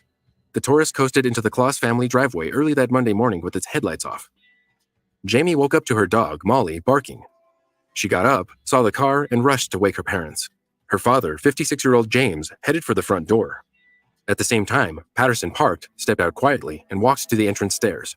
Meanwhile, Jamie and her 46-year-old mother, Denise, hid in the bathroom. They locked and barricaded the door with a cabinet drawer and waited in the bathtub with the shower curtain closed. Patterson initially mistook the father, who was standing near the front door with a flashlight, as a cop and demanded he gets on the ground. But when James Kloss didn't move, the intruder climbed the brick stairs and opened the storm door. He pounded on the wooden door. Jamie's father looked at him through a small, iron-encased window in the middle of the door. He stared through the glass, down the chrome-plated shotgun barrel. Patterson pulled the trigger. The blast shook Jamie, who cowered in the tub. She knew her father was dead. Her mother dialed 911 on her cell phone. During the call, around 12:53 a.m., no one spoke. Instead, the dispatchers just heard screaming. When they tried to call back, they got Denise's voicemail. Outside, Patterson tried to break open the door. He fired a spent shell and unloaded a blast toward the doorknob. He pushed the door open and stepped over James Kloss's body. With a flashlight in hand, Patterson stalked the rooms. One door wouldn't budge. He checked the rest of the house, vacant. He returned to the bolted door. He couldn't kick it open. He rammed it with his shoulder over and over. It took 10 to 15 blows from the upper half of his 6-foot, 215-pound frame before it split in two. He ripped down the shower curtain. Denise Kloss clung to her daughter in what the intruder would describe as a bear hug. He handed Denise Kloss duct tape and ordered her to cover her daughter's mouth. When she struggled, Patterson rested his weapon on the sink and did it himself. He also bound Jamie's wrists and ankles and helped her out of the tub. He pointed the shotgun at her mother's head and squeezed the trigger as he turned his head away. Patterson then grabbed the 5-foot, 100-pound teenager and nearly slipped on the bloodied floor on the way out. He dragged her across the yard and forced her into the trunk of the Taurus. In all, he spent 4 minutes at the house. 3 Barron County Sheriff's deputies were already on their way. Patterson removed his mask. The shotgun lay next to him. He pressed the gas pedal. But only 20 seconds into his getaway, he slowed for blinking lights and blaring sirens. A deputy saw a Taurus yield to the passing squad cars. But unfortunately, it wouldn't be the last time during Jamie's ordeal that law enforcement would encounter that car. Patterson was ready for a gunfight, later telling investigators he most likely would have shot at the police if they'd stopped him. In the trunk, Jamie heard the sirens. Then they faded away. At the Kloss family home, deputies discovered the bodies around 1 a.m. Jamie was gone. The deep drone of an Amber Alert soon buzzed cell phones across the state. For 3 months, police and volunteers across northern Wisconsin searched for her. Detectives chased thousands of tips. The FBI offered a $25,000 reward for information. Her parents' employer added another $25,000. Jamie's photo circulated on posters. Strangers attended her parents' funeral. Neighbors gathered at events in her honor. Relatives appealed to the public for information about where she could possibly be. The whole time, Patterson was holding Jamie in a cluttered, single-family home near the tiny and heavily forested town of Gordon, population 650, just 70 miles north of where she lived. A sign atop the front door greets visitors to the beige and brown 2-bedroom home. Set on 2.6 secluded acres, Patterson's retreat, it reads. In the basement fireplace, he'd burned her clothes, the duct tape, and his gloves. He'd had Jamie change into his sister's pajamas. He was surprised to find no blood spatter on his boots or clothing. Patterson forced Jamie to stay under his twin-size bed, shutting her in with bags, laundry bins, and barbells when visitors arrived, or he left the house. When his father came on Saturdays, he turned up the bedroom radio to muffle her movements. He said he kept her in line by yelling and hitting the walls, especially the 2 times he noticed she had tried to get out from under the bed. He repeatedly warned that bad things would happen to her if she tried to come out. During one outburst, Jamie said Patterson struck her really hard on her back. She sometimes stayed under the bed for as long as 12 hours without food, water, or access to the bathroom. He kept the loaded shotgun outside the bedroom for a time in case the police came. But 2 weeks after the kidnapping, he put the weapon away. Patterson later told detectives he believed he had gotten away with his crimes. Perhaps the sense of confidence and accomplishment led Patterson to apply for a nighttime warehouse job at a liquor distributor on the morning of January 10th, 87 days after Jamie's abduction. Under skill on his resume, he wrote, "I'm an honest and hardworking guy. Not much work experience, but I show up to work and I'm a quick learner." That morning, Patterson had told Jamie he was going out for a few hours. And Jamie made a decision. She'd be caged no longer. She shoved the bins and weights away from the bed. Then she crawled out from the 2.5 feet that separated the mattress from the cold floor. Freedom at her grasp, she unlocked the front door and stepped out into an unfamiliar, snowy landscape wearing only pajamas and her captor's sneakers on the wrong feet. When Patterson got home, Jamie was gone. He searched the house, then went outside and noticed her footprints. He got back into the Taurus to hunt her down. Just then, a deputy ferrying Jamie away from the Kasinkas' home spotted a red vehicle, a Kia or a Ford, approaching from the other direction. Jamie couldn't say whether it was her abductor. The deputy alerted her colleagues. Patterson by now had restored the original plates to his car. A license plate check by police showed the vehicle was registered to someone with the surname Patterson. An officer saw a male driver alone in the car and followed it past the house they'd soon come to learn had been Jamie's secret prison. 2 sergeants stopped the Taurus. One ordered the driver to put his hands up, then opened the door. Jake Patterson identified himself.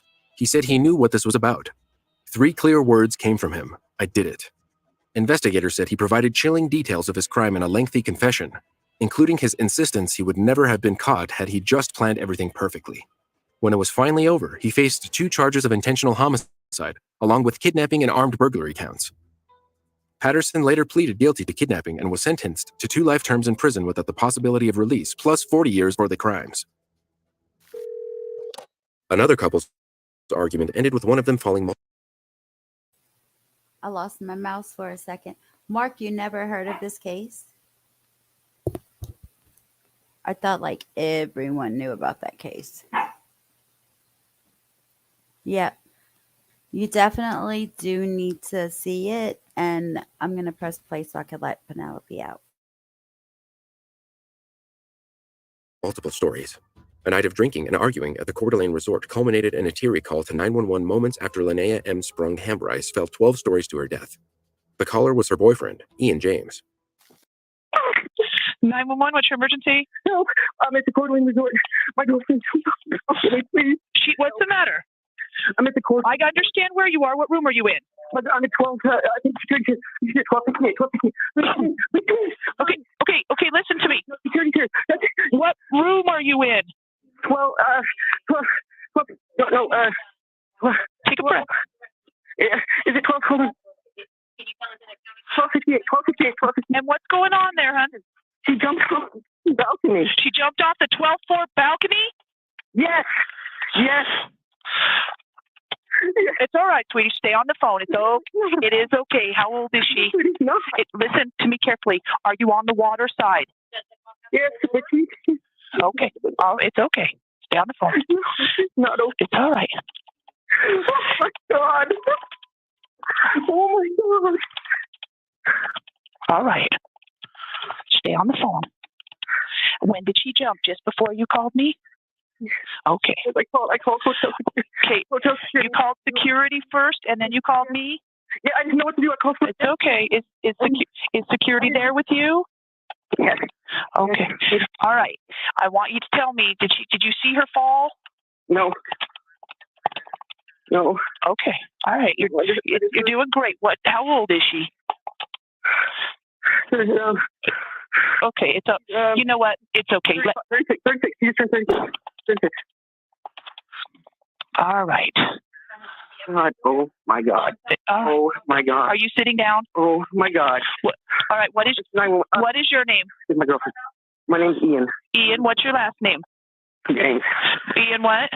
James. Are you from here? I'm born and raised. I don't live here now. Okay. Okay. Reunion and my dad's surgery, and he came with me for my reunion. And where do you live now? Baton Rouge, Louisiana. Okay. All right. And what is her name? Her name is Ian. Stay with me, buddy. You're doing great. Ian. Ask me something. It's okay, hon. It's all right. What is her name? Her name is Linnea Hambrise. Lynea. Hambrise. Hambrise. Hambrise. Okay. And you guys are facing on the water side. And why did she say anything to you? Yeah, we went upstairs to drink a bottle of wine and brought some of it back. And was she intoxicated? Yes. All right. Did you have a little bit of a disagreement? You're doing fine. She did. Okay. She got really mad at me because I wasn't paying enough attention to her. She said, "All right." I was a 788. I was. objected to her advances, and I was so mad. So mad. Well, She come to comfort me up here, and I was. All right. Okay. Oh my God. Oh my God. All right. Copy. Oh, all right. It's going to be. Listen. You just calm down. Just calm down. People are going to ask you a whole lot of questions, and you're going to need to be able to stay a little bit focused. I know you're stressed out. It's okay. Just hang in there. It's all right. I'm just going to stay on the phone with you until law enforcement gets on scene. Ian, are you 38 years old? Yes, I am. Okay. Yes, I am. All right. Okay. Is that security? Yes. What are they saying? Nothing. Are they on the balcony? Yes. What do I do? You just stay on the phone with me until law enforcement comes upstairs and contacts you. That's all I'm asking you to do. They will come upstairs as soon as they are ready to come and see you, but they're going to look for her first. So just stay on the phone. Okay. No. I know.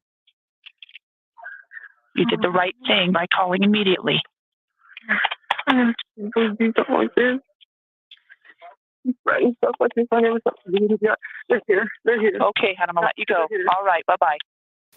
36-year-old Linnea Hambryce worked at the Louisiana State University School of Music. Her boyfriend, 36-year-old Ian James, worked as a financial consultant. The couple lived in Baton Rouge, Louisiana. In July 2009, the couple checked into their 12th floor room at the Coeur d'Alene Resort in Idaho, where they had booked for 4 nights. They were in town for Ian's 20th high school reunion. That night, they were drinking and arguing. Witnesses in nearby rooms heard Linnea telling Ian to stop hurting her 19 minutes before the 911 call. This was not the first time an argument between the couple had escalated. About a year before, Hambryce was hospitalized after James had beaten her with a liquor bottle. At the hospital, a detective came to take a report from the victim. When her boyfriend showed up, she became physically scared and started shaking and crying. The woman begged the detective to make the man leave. He was charged with second-degree aggravated battery, but that charge was later dismissed at the request of Hambryce. As James recalled, the couple had a drunken argument about sex in their relationship before the 36-year-old fell to her death. During the altercation, Hambryce had allegedly been standing on the railing, but James said he had talked her down. He told police that he was inside when he heard a couple of thumps, then went outside and saw the woman lying on the first floor. A couple staying in the room below said they heard the pair argue, furniture moving, and the sliding door open again before. They saw something fly past the balcony. That was Hambryce. One witness said James was sobbing and saying, "Oh my God." A text message found on James's phone 3 minutes before the 911 call said, "He may need his help. She got drunk and got crazy." It's unknown who the recipient was. When police arrived, Linnea Hambryce was declared dead. They seized a laptop, a ring, a watch, a purse, a cell phone, and a prescription bottle made out to the woman. Autopsy reports said her blood alcohol level was at 0.23, approximately 7% from blood alcohol poisoning. The coroner ruled that Hambryce's body landed in a way that indicated it was an accidental fall, not a jump or push. After taking a lie detector test and the coroner's findings, Ian James was cleared of any wrongdoing.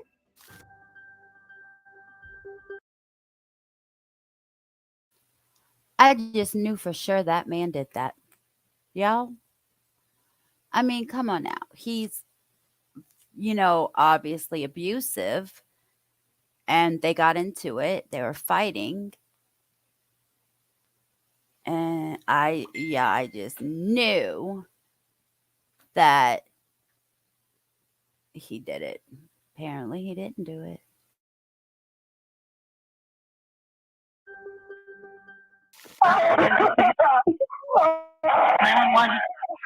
¿Cuál es la emergencia? 911. What's your emergency? Hello? What is your emergency? Hello? We need to calm down and relax. Okay.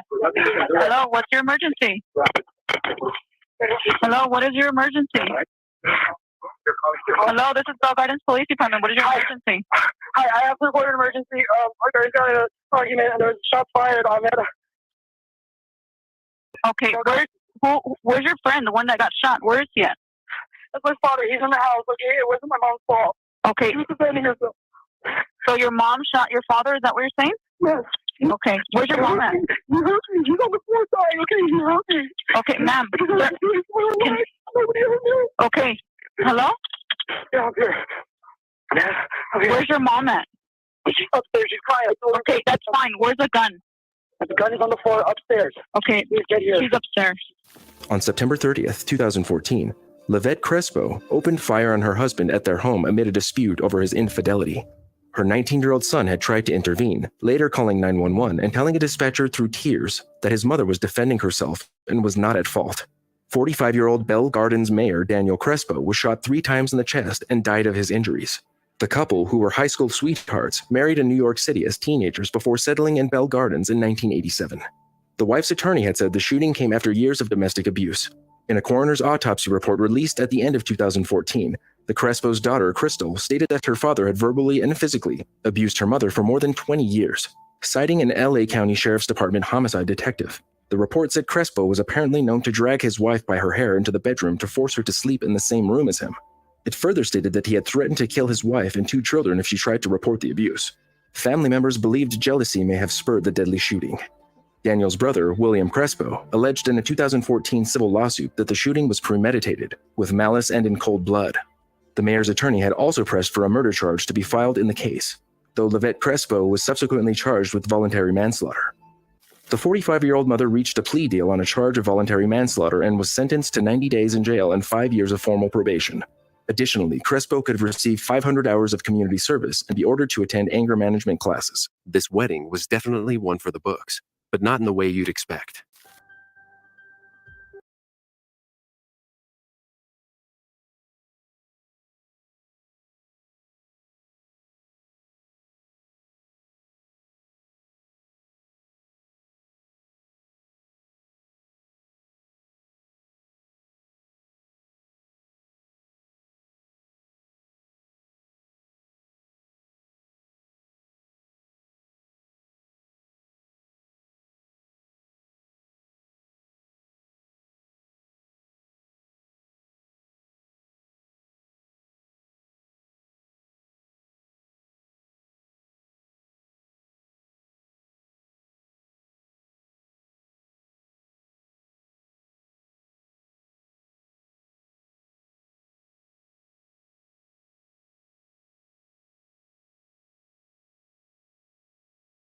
I'm over here talking and muted.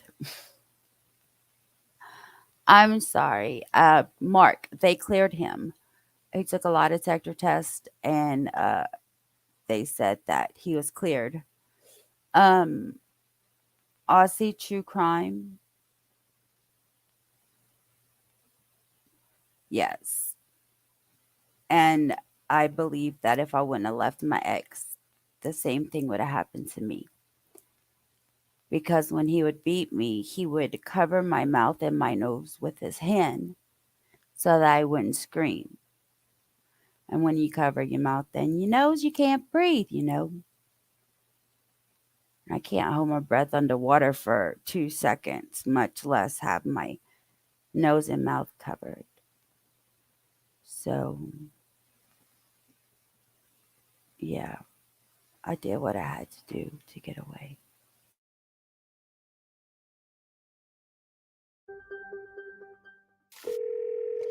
A wedding took an unexpected turn when multiple guests complained of feeling ill, believing they had ingested marijuana-laced food.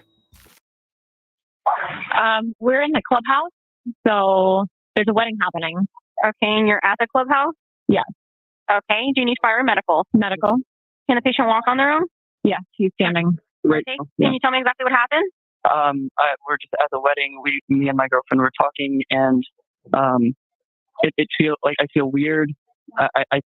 I feel like there's some kind of drug in me or something, and I don't know what's happening. So What do you mean? I can't explain. You think there's drugs in you? It feels like or an allergic reaction maybe to some food, but I don't remember what I've eaten. I've had a few drinks of alcohol, but I've never felt like this before. It feels like something's happening, and I don't know what it is.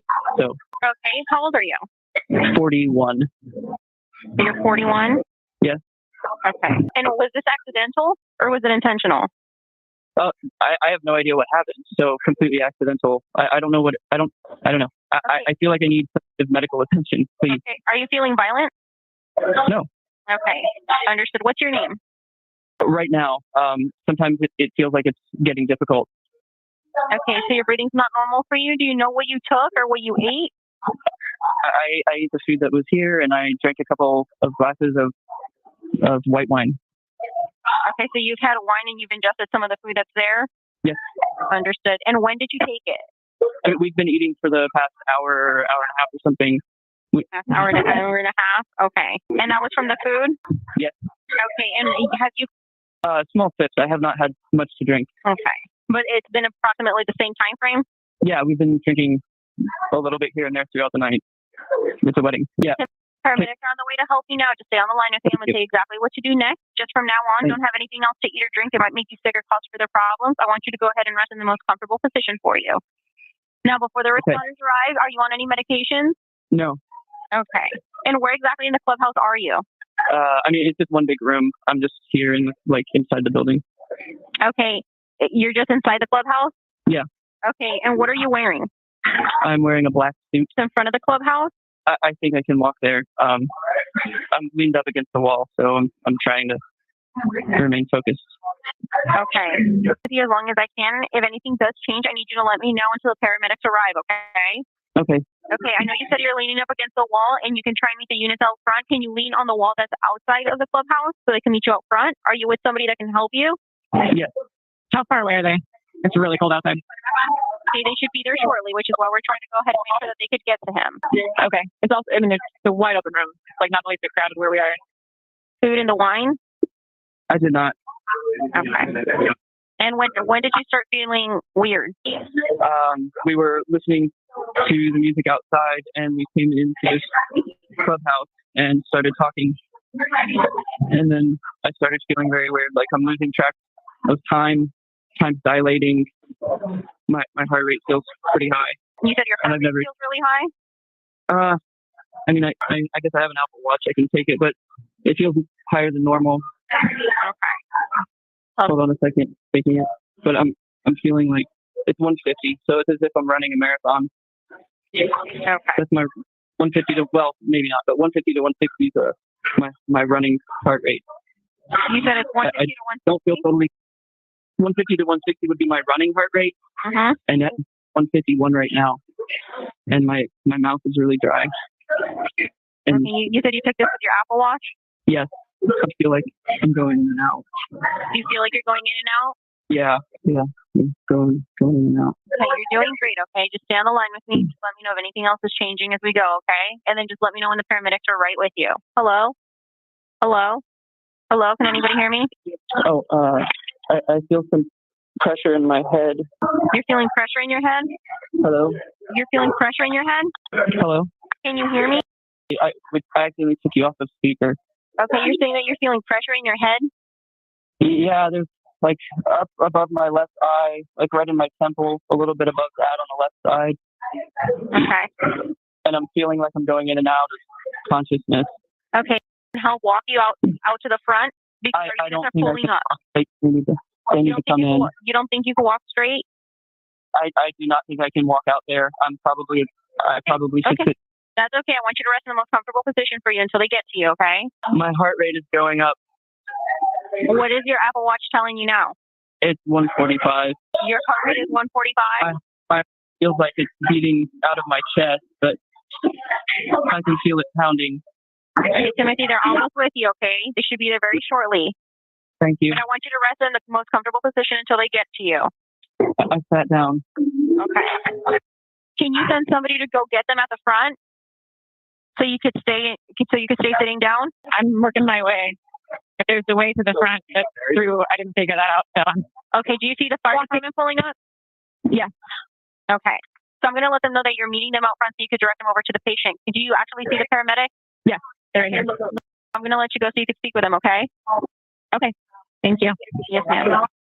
Deputies have released body camera video from the wedding in Longwood, which ultimately resulted in the arrests of the bride and the caterer. Bride and groom?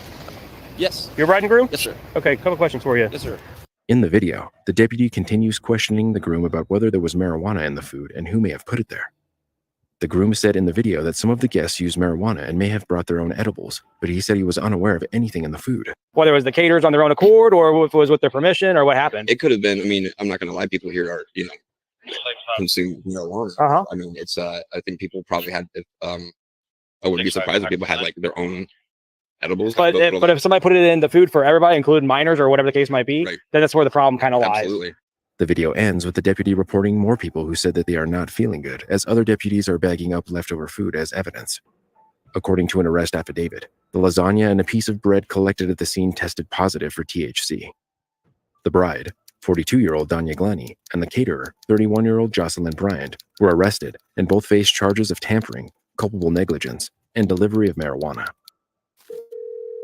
In our next case, family ties. Yo, there was something else in that marijuana. What? That dude was a freaking. Oh my God, I just knew it was speed or something because of his heart rate and stuff. Oh my gosh.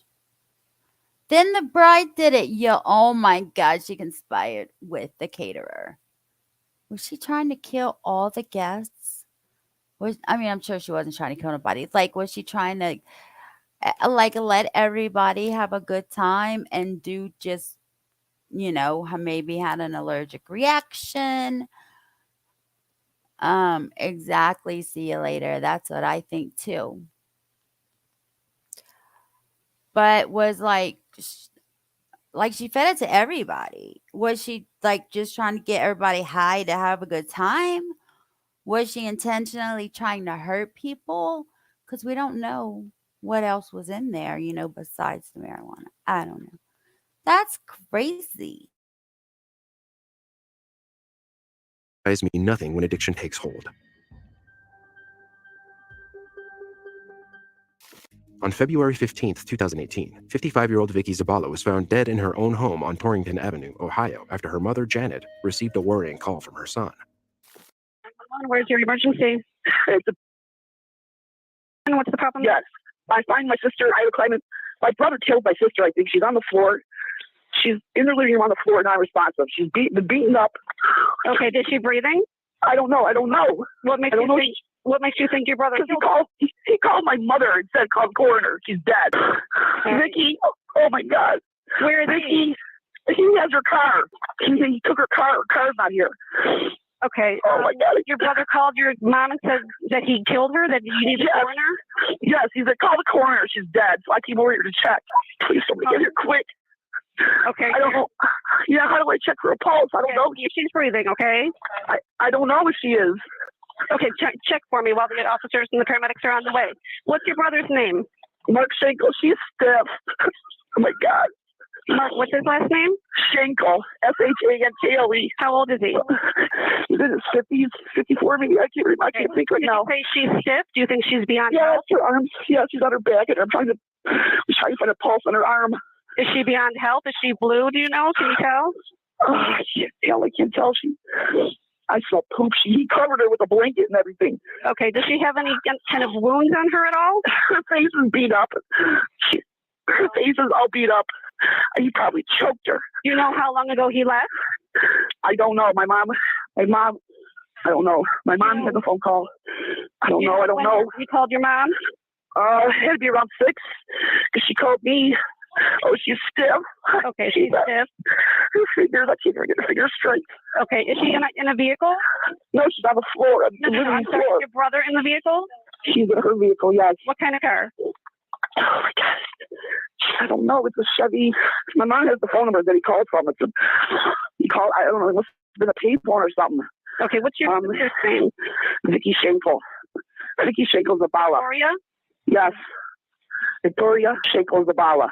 How do you spell the last Zabala? Zabala. I climbed through the window because my house key didn't work. Okay, what's your name? Her sister. What's your last name again? My mom. I cannot let my mom. Okay, stay on the phone with me till the officers get there. My mom's on her way. I cannot let her come in this house. How long before she gets there? Do you know? Oh, 10 minutes. I mean, we live in Brooklyn. I had to climb through a window because the house key wouldn't work here. Okay. Do you know anything about her vehicle? Did you say it is a Chevy for sure, or you're not sure? Yeah, it's a Chevy for sure. It's a Chevy. Do you know what kind or what color, or if it's a SUV? It's a white Chevy SUV, like it's like a Equinox maybe. SUV, maybe an Equinox. Oh my God. She doesn't know. The brother called the mother about 6 o'clock. Okay. He's a piece of drunk she was helping him live out. Oh my God, he is a piece. He needs to be caught. Does he do drugs or have any weapons? He's a drunk. My sister was helping him out, and this is what he does. This is how he repays her. Okay. Does he do drugs? No, he's just a drunk. Does he carry his car? He took her car because his car's in her garage. Okay. Does he carry any weapons? No. Oh my God.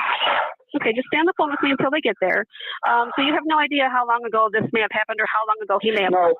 No, and the way she's dressed like this, I already know she's been laying here for a while. Okay. There's no way that just happened. Okay. Oh my God, Vicky. There's officers in the area. They might be pulling up. Oh God. Them? My mom got here. Your mom is my there? mom. Yes. Are the police officers there yet? Yes, yeah, they're here. They're there. Okay, go ahead and talk to the officers. All right, thank you. Bye-bye. Bye. Described as the poster child for Alcoholics Anonymous, Mark Schenkel had struggled with alcohol addiction for most of his life. His family had spent years watching him destroy and rebuild his life over and over. They watched him beg, borrow, and steal to feed his addiction until finally it was time to cut ties with the 54-year-old. All except one. His sister, Vicky, refused to give up on him and offered Mark a place to stay at her home. Initially, things appeared to be going well, but like in so many of these cases, addiction took hold once again with disastrous consequences. On the morning of February 15, 2018, Mark called one of his sisters to ask if she knew where Vicky was and when she was coming home. Nobody knows what happened once Vicky returned home, but Mark had been drinking heavily. By the time emergency responders arrived at the Torrington Avenue home, it was too late. Vicky was dead. She had been smothered with a pillow. Officers searched the home, but there was no sign of Mark. Quickly, they jumped into action to find their suspect. It was soon discovered that Vicky's Chevrolet Equinox was missing. The car had been fitted with a vehicle tracking device and connected service system OnStar. Within hours, detectives could access the car's location. It was outside a convenience store in Buffalo, New York. Buffalo PD arrived on the scene, and officers found that Mark had swapped his license plate for Vicky's. Just feet away, they found the 54-year-old drinking in a bar across the road from the store and arrested him on suspicion of his sister's murder. Once in custody, Mark was interviewed and claimed ignorance. Feigning grief, Mark told detectives that he had been too drunk to remember the events and couldn't possibly have killed the one person in the world who believed he could change. Eventually, Mark appeared in court where he pleaded guilty to the murder of his sister. He was sentenced to life in prison with a possibility of parole in 25 years when he will be 80 years old.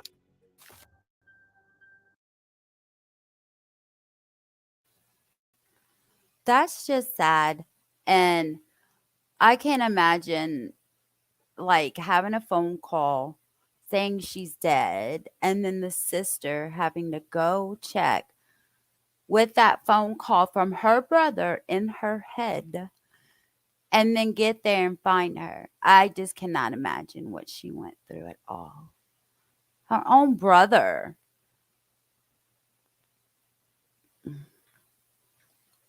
Man.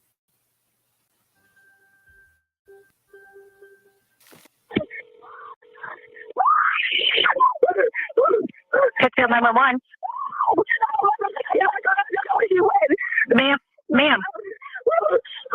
Ma'am, I need your location, please. I don't know where I am. Can you give me a description? Walmart. What Walmart are you on, ma'am? Okay, stay in the line. Pittsfield 911.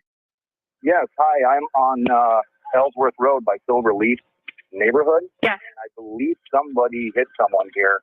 I'm not 100%, but my wife seen the headlights on the car go up and the vehicle pulled over, and there's a lot of screaming over there. So Think someone was hit?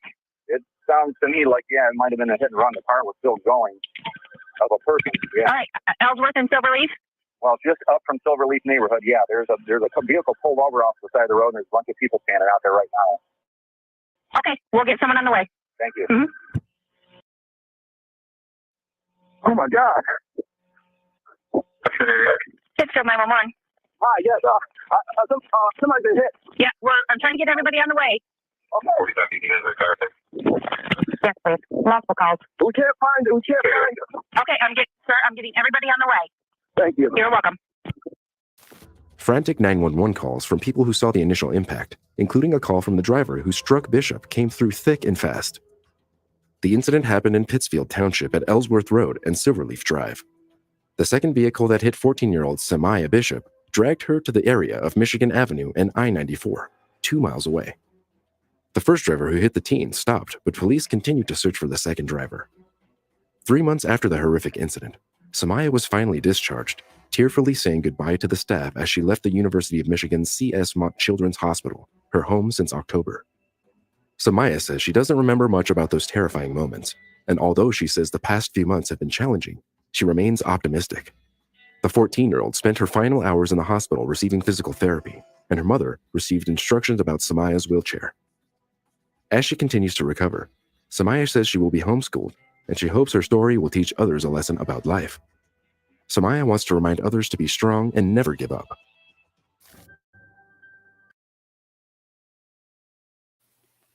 What a great ending to a tragic story.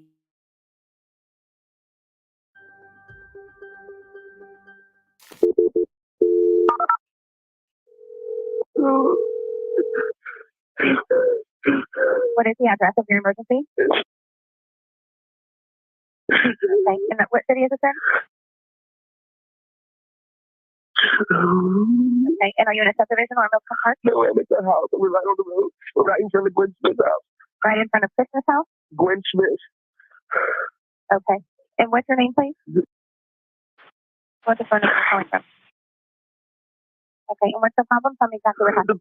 Our snake, we have a Burmese python, and she's about 12 foot long. She got out of the cage last night and got into the baby's crib and strangled her to death. Oh my God. I don't even know if I want to hear this. Wow. Birdie's not going to let me skip it. Okay, stay on the line, please.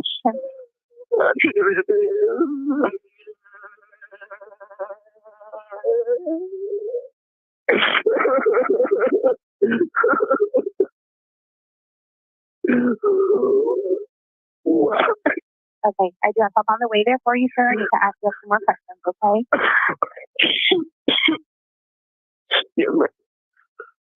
In July 2009, a Burmese python escaped from its terrarium in the middle of the night. It crawled into the crib of 2-year-old Cheyenne and suffocated her. Charles Darnell, the mother's boyfriend, discovered the snake missing, searched the house, and found the shocking scene. He stabbed the snake that was hiding under furniture. But when the parents, Jaron Hare and Charles Darnell, went to trial, dark details made the attack seem less accidental. Testimony revealed the python had not been fed for a month and had wrapped itself around the little girl in an attempt to eat her. The snake's tank was also only equipped with a quilt for a lid, making it an easy escape. Hare's mother told the court she warned her daughter about the dangers of having the snake and even offered to buy it and keep it at her home and in a locked enclosure. They were both convicted of third-degree murder, manslaughter, and child neglect. The couple had a daughter who was born about a month after Cheyenne was strangled. It is not clear who is caring for the girl now. Jaron Hare and Charles Darnell were released from jail in 2021. Wow. You have a big python, 12 foot long, in a cage with a blanket cover. Excuse me, let me correct myself, a quilt. With a quilt covering the top with a baby in the house. You don't feed this snake for a month. That baby is the only thing in that house that would be a size that maybe he could swallow, but it doesn't matter because they strangle their prey first and then eat them. That's why I couldn't watch my brother feed his corn snake, because they squeeze the mouse until it dies and then eats it. I just can't watch it, even though it's a mouse. Y'all deserve to be in prison, bro. Yeah. Oh, man. Yeah. Next story, please.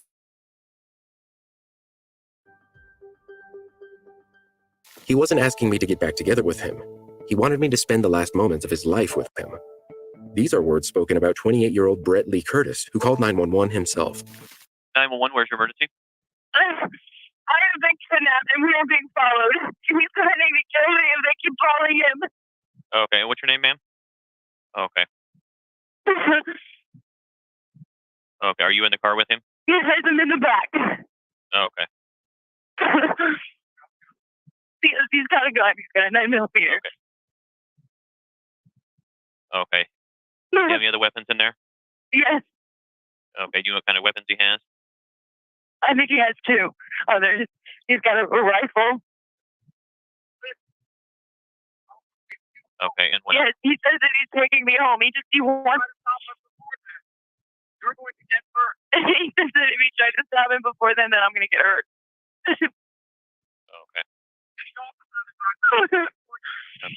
Are you able to put him on the phone? Can I talk to him for a second?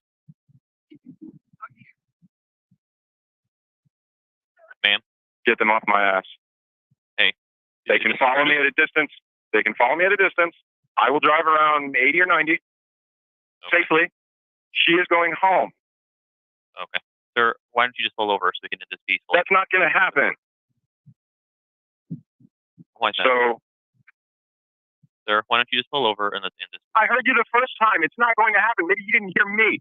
Back them up, or I start opening fire. Enough.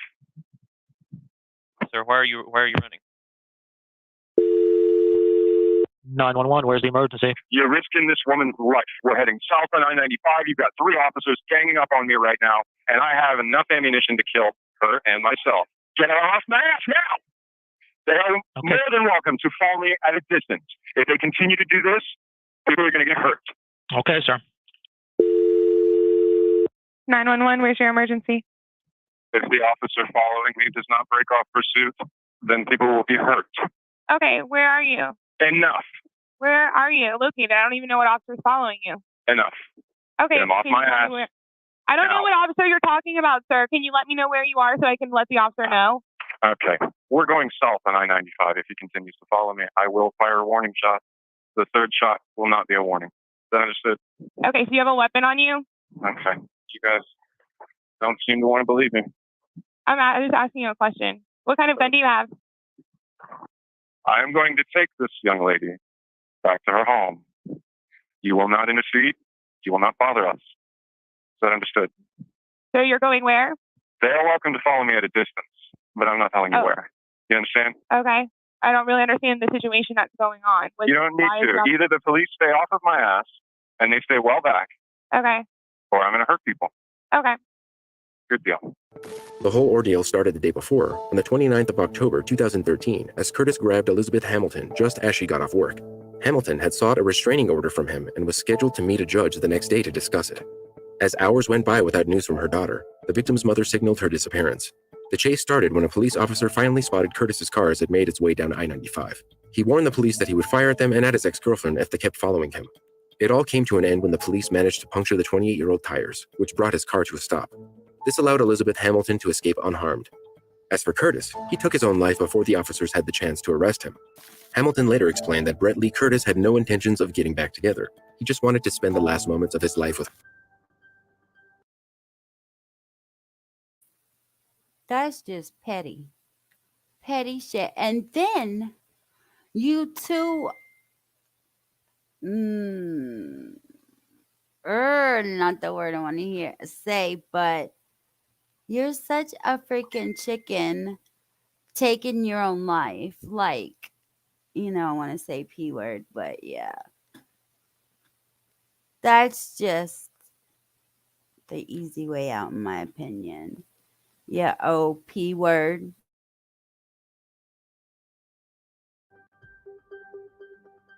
A Portland, Oregon man called 911 to say he was kidnapped and forced into the shower, but the situation was a little different than expected. 911?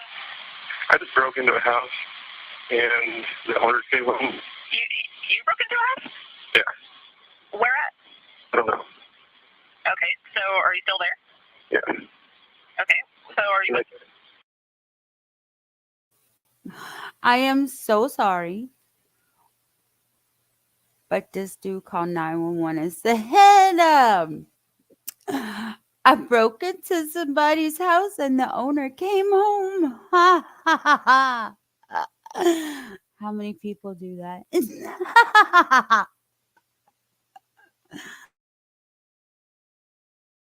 I think that's good. Okay, where are you?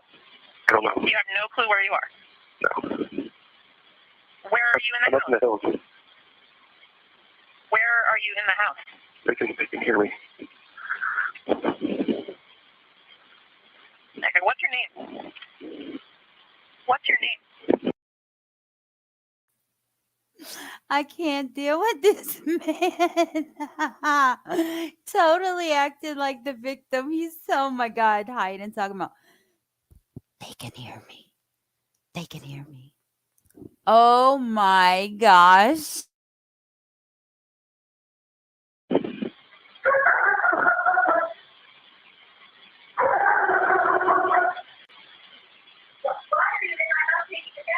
I'm sorry. Okay, I gotta keep myself unmuted for this one. Yes. Do you know that in a lot of places, a squatter can have rights to your property and you have to evict them?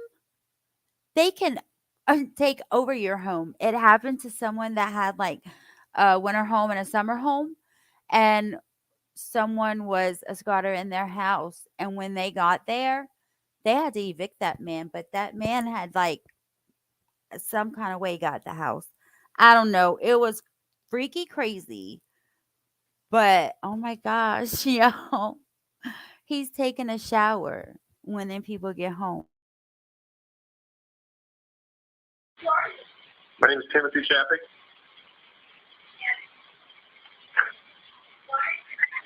I broke in. I was kidnapped. I've already called them. They're on the phone right now. She'll call the police. 24-year-old Timothy James Chapek had allegedly broken into a home in November 2011. He was taking a shower when the woman who lived there returned at about 7 p.m. The homeowner, Hillary McKenzie, and her daughter had returned home from running an errand at the grocery store when they heard a man's voice coming from their first-floor bathroom. The windows were fogged up, and a towel was thrown over the shower stall. Chapek still had a wet head from his shower.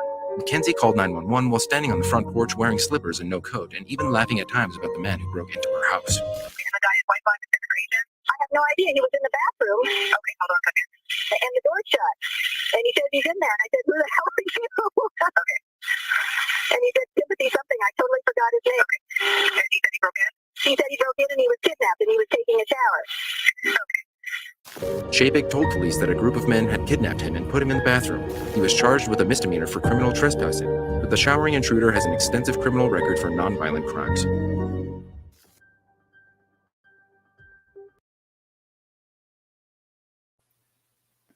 I didn't fast forward anything. I did not. I let the whole thing play, even the one with where the snake did that to the baby. Trust me, I did not fast forward. I do have it sped up, the speed, so you know I can play it.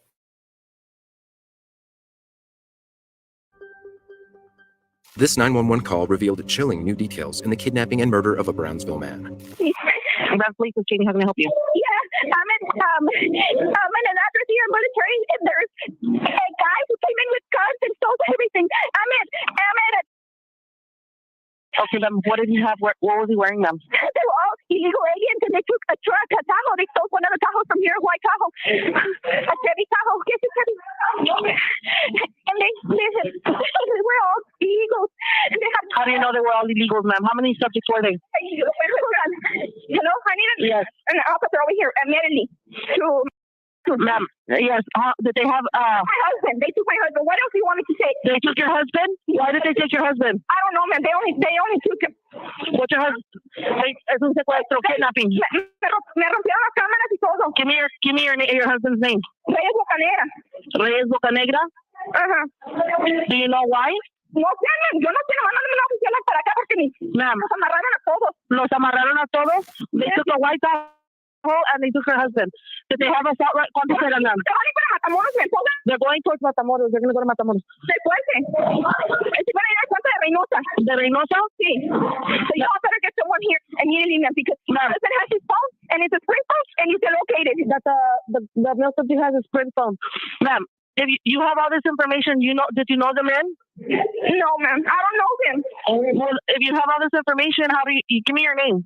It's Gloria Barrera, and my workers are already leaving because they're scared of everything. And I don't have a car. They took everything, ma'am. Llevaron llaves, llevaron todo, ma'am. Okay, ¿usted sabía quién eran los hombres?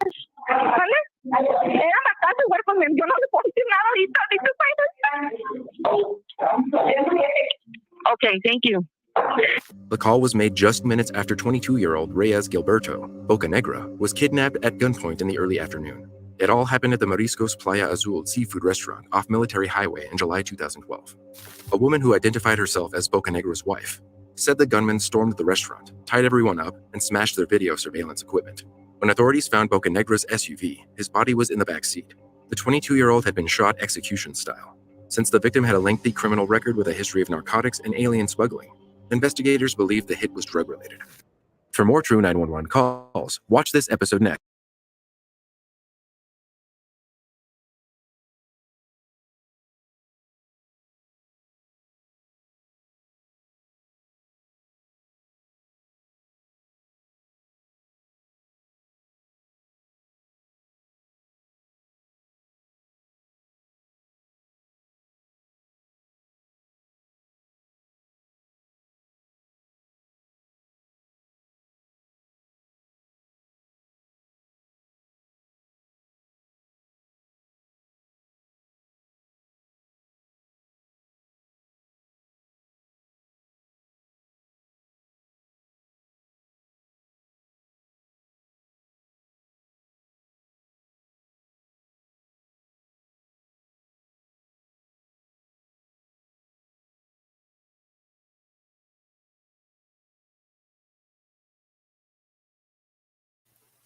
OMG, I thought I kept myself unmuted for this story.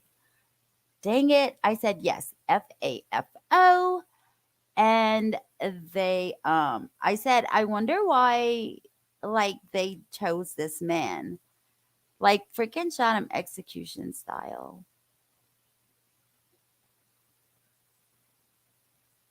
And I said, how does she know that they're illegal immigrants? She doesn't know. If she doesn't know them, she does not know. You cannot look at someone and say they're illegal immigrant because you don't know. They could have be a citizen by now. You know, that's just dumb. But the fact is they kidnapped her husband and killed him. You know what I mean? But I'm just saying, you can't just judge somebody like that. You know, and a lot of people do that in this world, even on YouTube, and it's dumb. I always say, don't judge me. I'm usually, I try not to judge people. Question mark? Sorry, they're falling off my ears. Did I confuse you?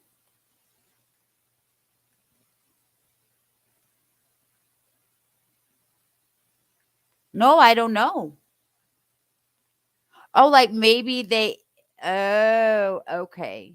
So you think they did know them and it was like over drugs or something, or maybe they got the wrong person. I don't know. That's crazy. Crazy.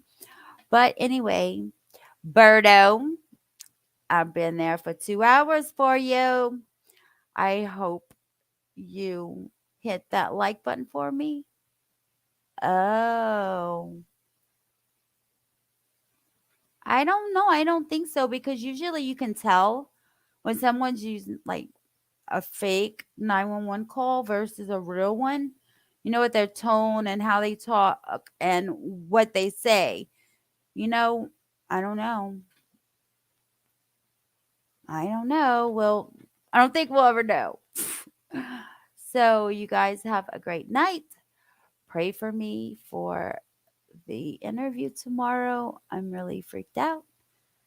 So, Mark, that's funny. Y'all have a good night. Pray for me, please. Just please, please, please pray for me. And Birdo, you did not remind me to edit this video. I'm going to do it now. Bye, y'all.